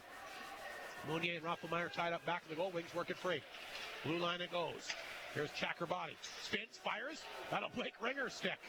Stick's breaking all over the place again. There's $250. Yeah, no kidding. Cohen Semp will get a hold of it. He'll send it back in Weyburn territory. 7-11 remaining. Here's Keith Gruner looking to get something going. Throws it in. Chakrabarty knocked it down back of the net. Gruner tried to come back over. Plays it to the blue line, but intercepted this time by the wings, Edwards. Flin Flon back the other way. Gruner will get a stick on it. He'll tap it in. Muka after it. In the corner, goes down hard. Here's Chakrabarty. Out of the zone to Maharaj, past him. And icing against the wings with broken sticks all over the ice. 6:47 to go. And not a lot of good chances by Flin Flon this third period. Good defense here by Weyburn. Showing us another aspect of their game, Raphael. It looked like it was going to be freewheeling the whole way, but they kind of put her in shutdown mode here in the third period. I thought they were going to do this in the second period, but boy, were they aggressive, and they were running and getting it there in the second, but they slowed things down. A very smart road period here from the Weyburn Red Wings. 6:47 to play. 32-20 the shots for the Bombers on the Regina shot clock. But it's Weyburn with the 3-1 lead. 3 goals in the opening period tonight. Keith Gruner to take the face-off against Maharaj. To the right of Angelo Zoll, who's done his job again tonight, beaten just the one time. Off the face-off, Carter Cormier for Flin Flon will flip it back to the goal. Picked up here by Maharaj. Tried to get it out, that was knocked down by Gruner. Sent it up front, you get a chance! And he'll fire that on target, good save that time by Zoll, saw it all the way. Crowd trying to get the Bombers into it, been pretty quiet tonight. Weyburn, like Raphael mentioned, playing almost a perfect road game. Ryder Muka back to the net. Out front, looked like he had Cormier there, but Zoll got his stick on it. And the Wings will get it back to Betson at center. Danchuk had to go off his stick, rolls back in the Flin Flon zone, picked up here by Marsden. Looking for somebody, but that pass misfired. Surprised there wasn't an icing call on that. Puck sent back in Flin Flon territory. Here's Luke Lepper with 6 minutes to go. Feeds it ahead to Ewan. Schmidt will pick it up. Fired that back in. Lepper has it. Off the boards to Alexander, who dumped it in. LeBeau back in the net will pick it up for Weyburn along the glass. And that's picked up this time by the Wings and sent back outside the zone. Liam Hunks off the boards. Forces LeBeau back inside the Weyburn zone. Ewan will come in on him. LeBeau back in it, left it there. Picked up here by Oxelgren. And he'll go back up the ice looking for Edwards. Cut off that time by the Bombers. They'll move it ahead. Here's a chance for Wyatt Stinton down the wing. Stinton gets a chance. A weak shot. Arbery is there. Trying to knock it down. Puck comes free. Picked up back of the goal. Fitzgerald will take the pass. There's a nice one up the left side. Right on target. Great opportunity. Gonna get his Edwards a backhander. What a save by Matthew Keeper. Edwards got hooked up there looking for the call. I think he's got a case. But boy, that's a game saver from Matthew Keeper there. Edwards gets free, Raphael, and he gets in alone, and that would have been the final nail in the coffin if he would have put that one in. It riled around the pads, and Keeper had to go deep in his own net to keep it out, as that would have been the dagger for the Bombers. Weyburn can't believe there's no penalty call there. Edwards definitely hooked up as he made his way to the front of the net. Is that your 50-50, Rob? No, I never bought a ticket again tonight. I get too wrapped up in the games, I forget. Did you get one? You would donate it back to the team. We all know that. Sure. Here's Piccinino racing down the left side as he cuts across the Weyburn line. Piccinino hangs onto it, but Flon needing a spark here.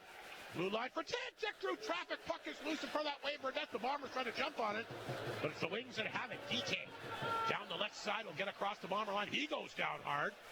Boy, he skates fast. Here's the pass to Ringer. Ringer trying to get away from Chakrabarty. Puck is inside the Weyburn zone. Now they'll poke it back to center. 4.5 remaining. We'll have to keep our eyes on Matthew Keeper to make his way to the bench for the extra attacker. If Flin Flon can get it in deep, Ringer back across the line. And up along the boards. Maharaj has got it. 2 wings away. Maharaj and Betson, they both scored tonight. Maharaj's shot got blocked. Picked up here by Lepper, deep in Flin Flon territory. 4:09 to go. Weyburn in front, 3-1. Here's Sykes. His pass for Ewan got cut off, sent back inside the Flin Flon zone. That's an icing call against the Wings. 3:58 to go. Boy, got check time here for Flin Flon. They lost in the shootout eventually, but the Leafs were down 2 against San Jose and did score twice with the goalie pulled, so it is possible. Flin Flon hoping that could come to fruition tonight. 3:58 remaining in the third period. Another big face-off inside the wing zone. The right of Angelo Zola's had to make a number of big saves in the third, but has tracked the puck well. The Wings win the face-off. Lees will knock that down. He'll hold it in. Spins, fires. There's a good chance for the Bombers. And Zoll will turn that one away from Joey Lees. 1,028, by the way, is the announced attendance here tonight. One of the quieter playoff crowds, Raphael, that we've witnessed. Well, right from Jump Street, they didn't really have a chance to build the momentum. If it was 3-1 the other way, this place would probably be rocking. Absolutely. Great chance there for Joey Lees. He'll get set for the face-off. Lining up once again against the Wings, Lucas Schmidt. Wings win the draw. LeBeau fanned on it out front, Lees off the side of the net. That's not where you want to cough up the puck. Weyburn quite fortunate there. See how the Bombers can finish up. Good pressure here inside the wing zone. 3:35 remaining. They'll try to work it free. Penalty coming up against Weyburn again. Puck will come to the blue line. Holmes has got it. He'll hold it in. In the corner for Seitz. Seitz back of the net. Flin Flon will ribbon around the boards. Ringer will pick it up. They got the goalie out for the extra attacker now. Ringer looking for a lane. Walks in, shoots it, hit a stick, went wide. Picked up by Holmes. Back to Ringer. Left circle this time for Tanchuk. Front throws it through traffic. Not sure what that hit. Good pressure by the Bombers again. Delayed penalty coming up. Ringer holds it in. Ryder Ringer. One-timer by Tanchuk. Blocked that time by the wing, Smith Davis. And boy, Weyburn has blocked a lot of good chances. We got a holding penalty here. And now do you pull the goalie? Do you go up 2 men here, Raphael, with 2:56 to go? I know that's what I would do. Yeah, it would definitely be tempting. We got another Pepsi Power Play contestant. Lorraine Bilal is our contestant. Gets her products at Farmer Save. If the Bombers score, she'll get herself a case of Pepsi, courtesy of Arctic Beverages. I think Mike Reagan wants to call a timeout here. He does. We'll do the same. 2:56 remaining. Don't go anywhere. Great chance for the Bombers. Looks like Keeper's made his way back to the net, but they'll get a power play. We'll take a break. Come back with a Bomber power play momentarily. 1029 CFAR, FlinFlonOnline.com. Bailey Homes provides ready-to-move homes as unique as your family. They'll be at the 1029 CFAR Trade and Leisure Show April 24th to the 26th to answer any questions you may have. From the quality of the build to the care of the move, let Bailey Homes make your dream home a reality. They have the experience bringing custom homes to the north. Find out more by visiting bailey-homes.ca, and they'll see you at the trade show at the Sportex April 24th to the 26th. Oxelbrand will go for the hold and Flin Flon on the power play for the 5th time here tonight. Keeper looks like he's going to stay out there, Raphael. I thought that you'd pull him out to... Or is he going to come off? He is. Mike Reagan is making the move. 6-on-4, going for broke here, Raphael. Wow, you're just tickled pink about this. Well, that's what I like it when guys listen to me. I tell them what to do. We'll see if it pays off. Flin Flon a 6-on-4 chance off the face-off. Puck will roll beside the Weyburn net. Zoll will grab that. And the good news for Flin Flon, they still got a good chunk of time here. If they can get a goal the next minute or so, it can make it real interesting here for the final couple minutes. And you know the crowd will be into it. Yeah, well, they're in it already, but you got to get the first one first. Off the face-off, Bombers win the draw. Comes back to Hunks. He'll hang on to it. Liam Hunks looking for a lane. Back out front, the one-timer. That time by Leppert got blocked again. Boy, Weyburn blocking some shots tonight. Piccinino can't hold it in off his skate. And this will force Hunks back to his own blue line. The net is empty for the 6-on-4. Flin Flon back in the Weyburn zone. This is Luke Leppert. Around the boards. Owen Semp knocked it down. It's the return pass out front. Blue line for Piccinino. Here's Hunks. Shoots it. Save. Puck bouncing behind goal. It stays out. And they'll blow it down. I thought that one was in, but boy, Angelo Zoll. Terrific save there, Raphael. Got the blocker. Looked like he had to reach behind him, but he made a great save. I think that kind of bounced off of his shoulder. I think that was a little more luck than skill for Zoll. He kept the puck out. That's the main thing. 123 in the penalty. 2:19 remaining in the third period. A 3-1 Weyburn lead and another big face-off. Gruner, Piccinino, Semp, Hunks, Ringer, and Leppert out there for the Bomber power play. 6-on-4 with the goalie pulled. Hunks knocked it down. There's a chance over top of the net again. Zoll reacted really late to that one, but it missed. Hunks, Piccinino, back to Hunks, hangs on. Back out front, backdoor Barzol takes that one away from Ringer. Another big highlight reel save. Here's Hunks. One-timer, Lepper, blocked in front, puck is loose. Wings get the puck to blue line, held in by Hunks. Flips it out front, Lepper, a chance, goal knocked that one away. Puck in the air. And they're going to say it was hit with a glove pass. 52 seconds in the penalty, 1:48 in the game. And the Bombers getting a chance as Raphael, but cannot beat Angelo Zoll here late in this hockey game. Yeah, they are swarming him around, and this is a big pressure situation by Zoll as the Bombers try to make this thing interesting heading into the final couple of minutes. And the faceoff will come outside the Weyburn blue line as it was Gruder that reached up and tapped it ahead. So he'll get ready for the faceoff. Bombers keeping everybody out there, no changes. Weyburn will change the penalty killers as Moldy comes out. And the puck will go inside the Weyburn zone. That's picked up by LeBeau. He'll rip that around the boards, and he gets it out. Flin Flon will track it on their side of center. 43 seconds remaining in the penalty. Here comes Liam Hunks quickly across the line. Steve Gruner falls down, loses the handle. Maharaj will send it the length of the ice. 33 seconds to go in the penalty. 1:27 in the game. Here's Luke Lepper. Swings the pass to Ringer. Good move at the Weyburn blue line. Then he loses the handle. Lepper kept it in somehow. Or I guess he didn't. His feet were across the line. But great effort by Luke Lepper nonetheless. 22 seconds in the penalty. 1:18 in the game, Raphael. It looks like they're going to keep Keeper right on the bench even when it's going to be 5-a-side. Well, they got to score twice. Or 6-on-5 then. Gruner will take the face-off once again outside the Weyburn blue line, lining up here against Betson. And Gruner wins a big face-off. Hunks has got it. Across the line, left it there for Piccinino. Feeds it out front to Lepper. To Ringer. Back to Lepper. Won't shoot it. Feeds it back to Piccinino. He gets it back to blue line. Knocked down by Hunks. There's the chance. Save, rebound in front. Sep can't get a stick on it. Back to Piccinino at the blue line again. Leaves it there for Hunks. 1 minute left. There's a chance by Lepper. Blocked in front of net. Puck loose. Ringer's got it. Oxelgren is back on the ice. It's now a 6-on-5. Hunks will hang on. Shoots it off a stick over top of the net. Another great chance. Ringer will work it back out front. Time running out. 40 seconds remaining. Flin Flon's got to score twice. Hunks has got it. Ripped it back to Piccinino. Walked in. That one will hit a stick over the glass and on a play. And Weyburn getting the job here done late, Raphael. Yeah, they're blocking a lot of shots. Everything's coming in tight. The game's just squeezed down a bit. But between a little bit of luck and a little bit of grit, Weyburn's keeping the 2-goal lead. 32 seconds remaining in this third period. It remains a 3-1 Weyburn lead. Goalie remains pulled. As Stinton will go in to take the face-off here. Wins the draw, gets it back to Marsden, feeds it back out front to Tanchuk. Marsden, there's a nice hard shot, blocked in front, so had no idea where it was. Picked up by Tanchuk. Out to Arbery, there's one off the goalpost. Wings can't clear, Arbery holds it in, 18 seconds to play. Muka back of the goal, tried to work it back out front, stick on the doorstep, goal, stop the loose puck. Tanchuk puts it on top of the net. He thought he had one there, Raphael, but it goes on the top of the net. And 9.8 seconds remaining. A great barrage by the Bombers here late, but have not been able to get a puck past Zoll somehow, some way, whether it's goalpost, top of the net, shot blocks, whatever. Weyburn keeping the puck out. Yeah, and the few folks who made the trek down to Weyburn, they're banging their drums and they're hooting and hollering here, and that's the sound you hear at the Whitney Forum. Another face-off inside the Weyburn zone. There's 9.8 seconds to go.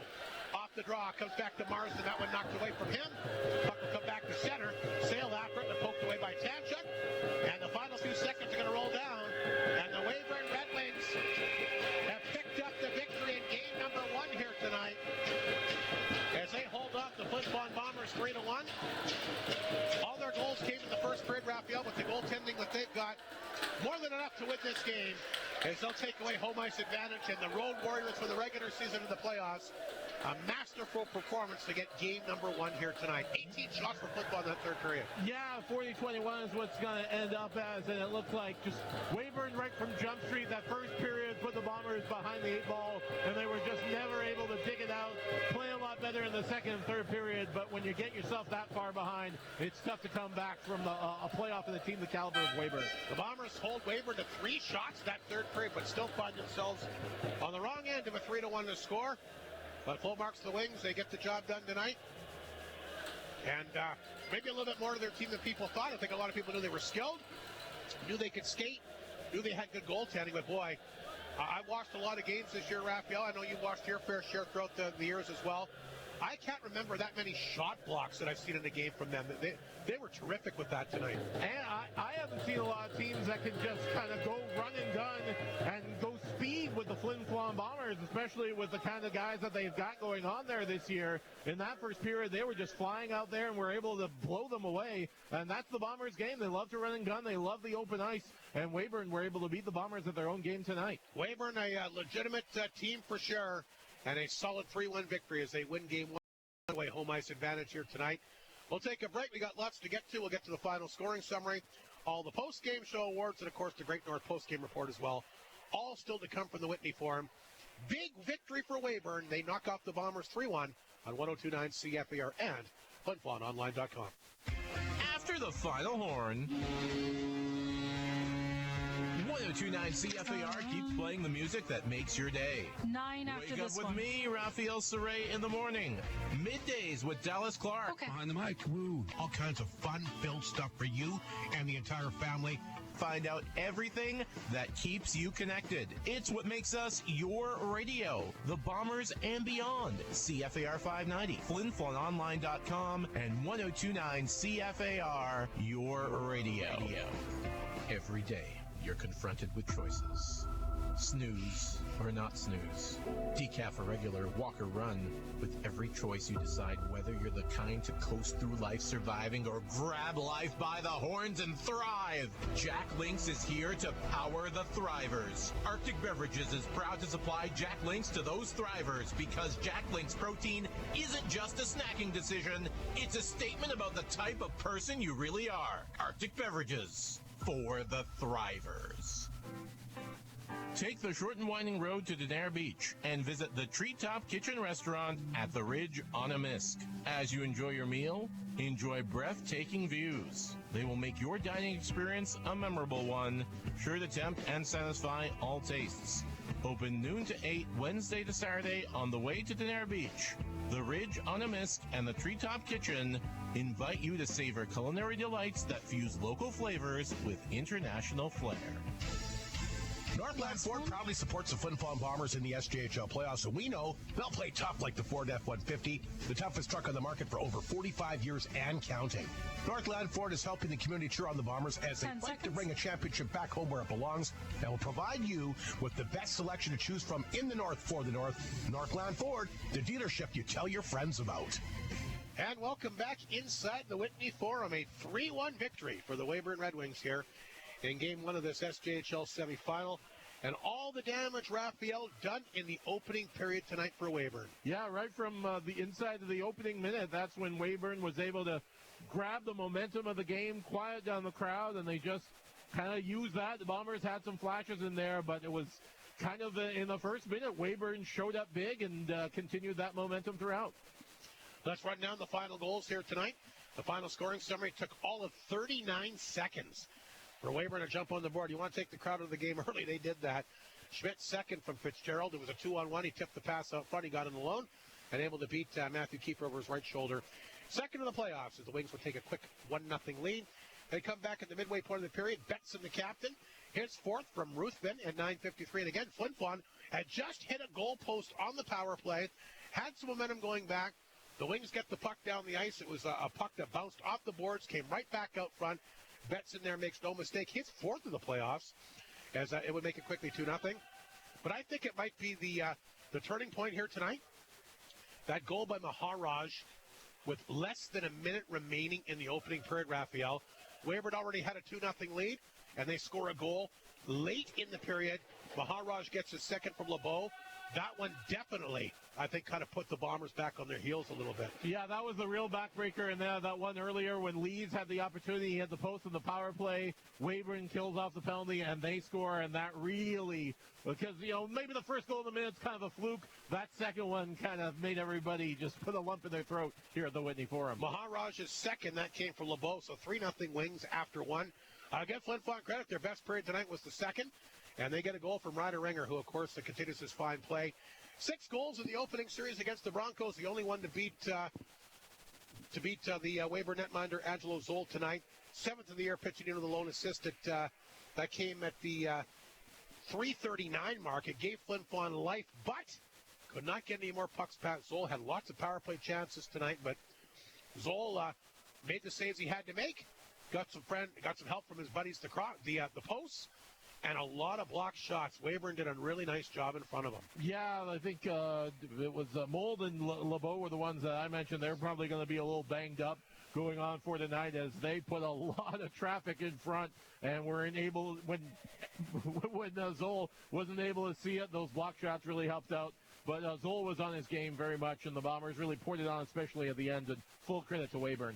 Flin Flon outshot the Wings 18-3 in that third period. That might be a little bit deceiving, Raphael. I mean, they were pouring on the end, but I think a lot of shots, again, were perimeter shots earlier in the period. They had a tough time getting it tight, really. Well, Weyburn wasn't really looking to be very offensive in that third period, as we were mentioning. They were doing dump and chase for the first time all game. They were really, taking time in the corner, trying to have every second of the clock tip off, so that's not too surprising. But, yeah, the Bombers really poured it on the end there as Weyburn tried to slow the Bombers down, and eventually they did.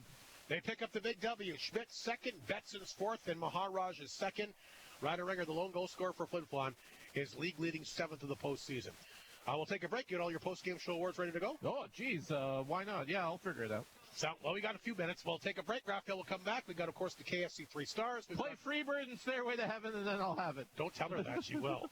KFC 3-star selection coming up. We got the Flin Flon Insurance Warrior of the game and the chiropractic on main crunch of the game. Some big hits for the Bombers as well earlier here tonight. We'll take a break. All that's still to come for the Whitney Forum here on 102.9 CFAR and FlinFlonOnline.com.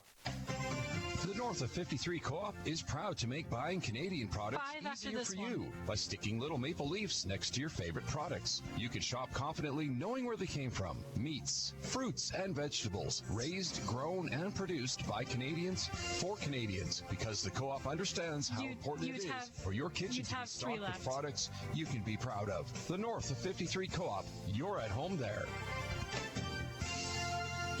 Hud Bay is proud to be a sponsor of this Bomber broadcast. From donations for bursaries, hockey schools, clubs, community events, charities, and so much more, Hud Bay has supported our community with dedication and generosity, contributing to events and organizations. Hud Bay thanks the people of Flin Flon for their continued support. The music's so clear. So much better than at the last party. Thanks. It's because of my new wireless Samsung party speakers from Shane's. Your new wireless Samsung party speakers? No, my new wireless Samsung party speakers. I still can't hear you over the music. 10 seconds? I'll tell you after the party. Upgrade your listening experience with Samsung's wireless speakers from Shane's in the Otunike Mall. Watch, listen, play, connect. All righty, welcome back to Whitney Forum. We'll let Raphael take over here. Raphael, I guess we'll start things off with the KFC 3-star selection. What do you got picked here for tonight? I'm going to go number 3. He was the best Bomber out there. Ryder Ringer, he's the one who got the goal, and he was the most noticeable Bomber when he was flying around. Tried to take the team on his back a little bit, tried to pour it on to the end, getting the lone goal and the most noticeable Bomber, so I'll give him the 3rd star. The 2nd star I'll give to Jerome Maharaj, who had that turning point goal, as you mentioned. He was the most kind of obvious Weyburn Red Wing out there. He was flying around all over the place, making things very difficult. And for the top star, with a 39 save performance, I'm going to go to the Weyburn netminder, Angelo Zoll, with the number 1 star. Made the saves when he had to, which is a key for a goalie. All righty, who do you like for the Flin Flon Insurance Warrior of the game? You know, I'm going to go with Nash Holmes. I thought he played good. I thought he was, someone who doesn't show up with the score sheet, someone you don't think about a lot. He had a very solid game, and he kept things the way they had to be. Was very good on the point, and was, the way it had to be, and grinded it out there. And I thought he was a real benefit to the Bombers there for tonight. And that leaves us with the chiropractic on main crunch of the game. Only a couple of things was in the second period. Liam Hunks, usually Alexander gets it, but I'm going to give it Liam Hunks, I think, was on Betson there in the second period. Not a lot of big hits from the Bombers as they usually do, but I thought Hunks threw the body the best tonight. There you go. That's our post-game show awards. We'll take one last break. We'll see if Mike Reagan joins us. If not, we'll wrap things up with some scores. Oh, there he is. Well, we'll take one last break and come back with the coach and the McDonald's out-of-town scoreboard right here on 102.9 CFAR and FlinFlonOnline.com. There's always delicious food items to try out at your local McDonald's at the Flin Flon Walmart location. Brand new to the menu include the cheesy jalapeno bacon quarter pounder, the smoky maple bacon breakfast sandwiches. How about something just in time with summer on the horizon? Tropical and watermelon lime fruit splashers and the peach passion smoothie. And how about another brand new menu item, the cinnamon swirl. Try one today. A buttery brioche roll swirled with cinnamon filling and topped with delicious cream cheese. Brand new with the classic cinnamon taste. Your McDonald's location at Walmart, once again offering curbside pickup, so don't forget to download the app, collect McDonald's rewards for free food, sit and relax in the comfort of your own vehicle, and await your order. McDonald's, wishing the Flin Flon Bombers all the best through this year's playoff run. Truck Month has been extended at Great North GM. If you missed out during March, then you still have a chance to save thousands of dollars with 0% financing on select trucks. Plus, Costco is back with $1,200 off select units if you have a Costco membership. So don't wait. Contact Barb, Caden, Kevin, Jamie, Bradley, or Kylie to experience Truck Month, because it's always a great day at Great North GM in La Paz. It's up to all of us to be informed on the issues. The facts are the facts. There is only one clear choice. The spicy, famous chicken sandwich from KFC has the boldness we need for these times, taking nothing away from the regular. But let's all come together and put our support behind what we've always known, that the KFC spicy chicken sandwich is so good. Paid for by the official agent for the KFC spicy chicken sandwich.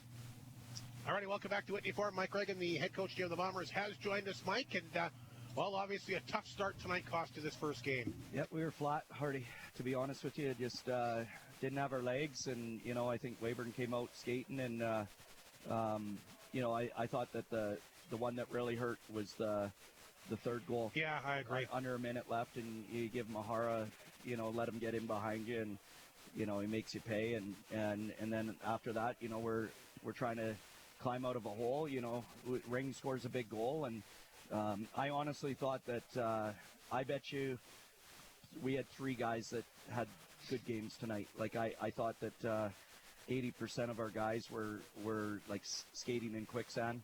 You got to find your legs, and we were trying to urge them, you know, trying to motivate them, talking about their families, and you know, trying to get them inspired to. There's some days that you just show up to the rink and you just don't have your legs, and that was the case tonight, and it just happened with too many guys, and you can't afford it this time of the year to have, you know, 80% of your guys flat-footed. So we'll be better. I think that we had a good push. We hit two crossbars or two posts, and you know, it's unfortunate that those don't go in for us, but that's hockey. I mean, we know that this is going to be a tough series. Weyburn played great. You know, Mike, your power play is 0 for 5 today. Other than the last one, I thought you actually had some pretty good looks and some good chances. You're having a tough time burying with the extra attacker for whatever reason. Well, you know, Joey Lees has an empty net, and he hit the post. Yeah. You know, then they come right back down and score after that. You can't afford that. You gotta bear down on our chances, and you know, I thought our power play had some good looks. They blocked a lot of shots. You know, it's a credit to them. You know, they're in playoff mode, and I didn't think we were. You know, we weren't good enough in certain areas of the game here tonight. But, you know, I think the third period, we hold them to 3 or 4 shots or something. You know, I mean, we had them on their heels and just couldn't capitalize that 6-on-4. Like, the puck looks like it's going to roll in, and it lands on top of the net. And, you know, Rito hits the post. I know that's only with 9 seconds left or whatever. But we had some good opportunities, some good looks on the 6-on-4. Would have liked us to do things a little bit quicker here tonight, Hardy. I thought that we're just hesitant in all aspects of the game. Was it, I mean, again, nothing against Humboldt, but a little bit of a different series like we talked about. I mean, you talked about guys being in quicksand a little bit, but the speed that Weyburn was really ready to skate tonight, was it kind of a tough transition going from that last game to this one? I don't think so. I just think it was, we didn't have our legs, you know. Like, we got guys that can skate too, you know, and I just thought that, you know, we just, for whatever reason, you know, just like I said, we're flat. And it took us a while to get going. But as a coach on the bench, you can tell when your guys have their legs and the energy. And you watch guys when they change their line changes and coming back to the bench, it looks like they're carrying a piano on themselves, and that's when you know that guys just don't have their legs, and there was a lot of guys that were like that. I think Muka skated well tonight. I thought Ringer skated well tonight. Other than that, there wasn't a lot of guys that had their legs. I thought Leo Seitz at times had some pop to his stride. But we had a lot of guys that were just hesitant, and even a guy like Landon Alexander who is full of energy. I thought tonight he had one pretty good hit. Yeah, I mean, he's gonna have that, but I didn't think he was on top on the forecheck. We didn't do a good enough job getting on our toes. We're playing on our heels a bit too much. So, like I said, we gotta make sure that we have our legs tomorrow, and now it's one of those things that there's nothing we can do about this game now, and we're going to try to learn from our mistake last year against Melfort where we lost the first game, and then right. We felt sorry for ourselves and didn't get the job in game 2, and then all of a sudden it was we dug ourselves such a big hole to climb out of. So tomorrow night we've got to be better, a lot better. Sounds good to me, Mike. We'll leave it at that. Thanks for coming up, and good luck tomorrow night. Yep, thanks, Hardy. Mike Reagan, the head coach of the Bombers, will bring Raphael in quickly. We'll run down some scores and wrap things up here from the Whitney Forum tonight. The other game here tonight, the Melfort Mustangs, not much of a surprise. A 4-0 lead now on the Yorkton Terriers. That one is going into the final period. Melfort out shooting them 29-17 now. Goals from Summers, Turner, Eisner, and Monroe. And we talk about how good defensively Melfort is. They're getting offense from the defensemen as well. Boy, that is a really good team in Melfort. Yorkton will certainly have their work cut out for them in that one. So Melfort, a 4-0 lead after 40 minutes of play. One game in the MJHL playoffs tonight, the Dauphin Kings. They go into Portage. They spoil the party there. They knock them off in their backyard 3-1. Up 1-0. The Blizzard, they will be in Winkler to kick off the other MJHL semifinal tomorrow. 3 games in the NHL. One, obviously, a big one tonight.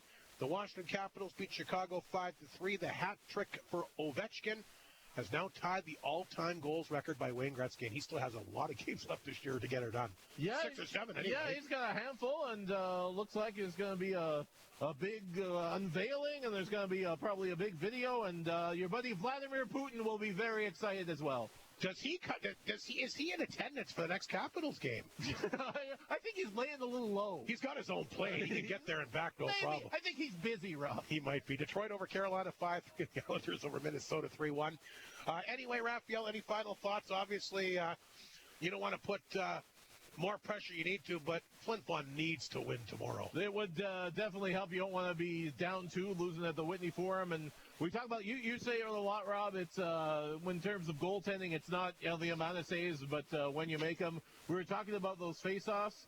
I think Weyburn won face-offs. They probably going to lose the total, but they won them at key times. And I thought that was they were better in the third period. Very important. They won those key face-offs on the power play, especially. That really one of those things that don't really show up on the score sheet that kind of turned the tide.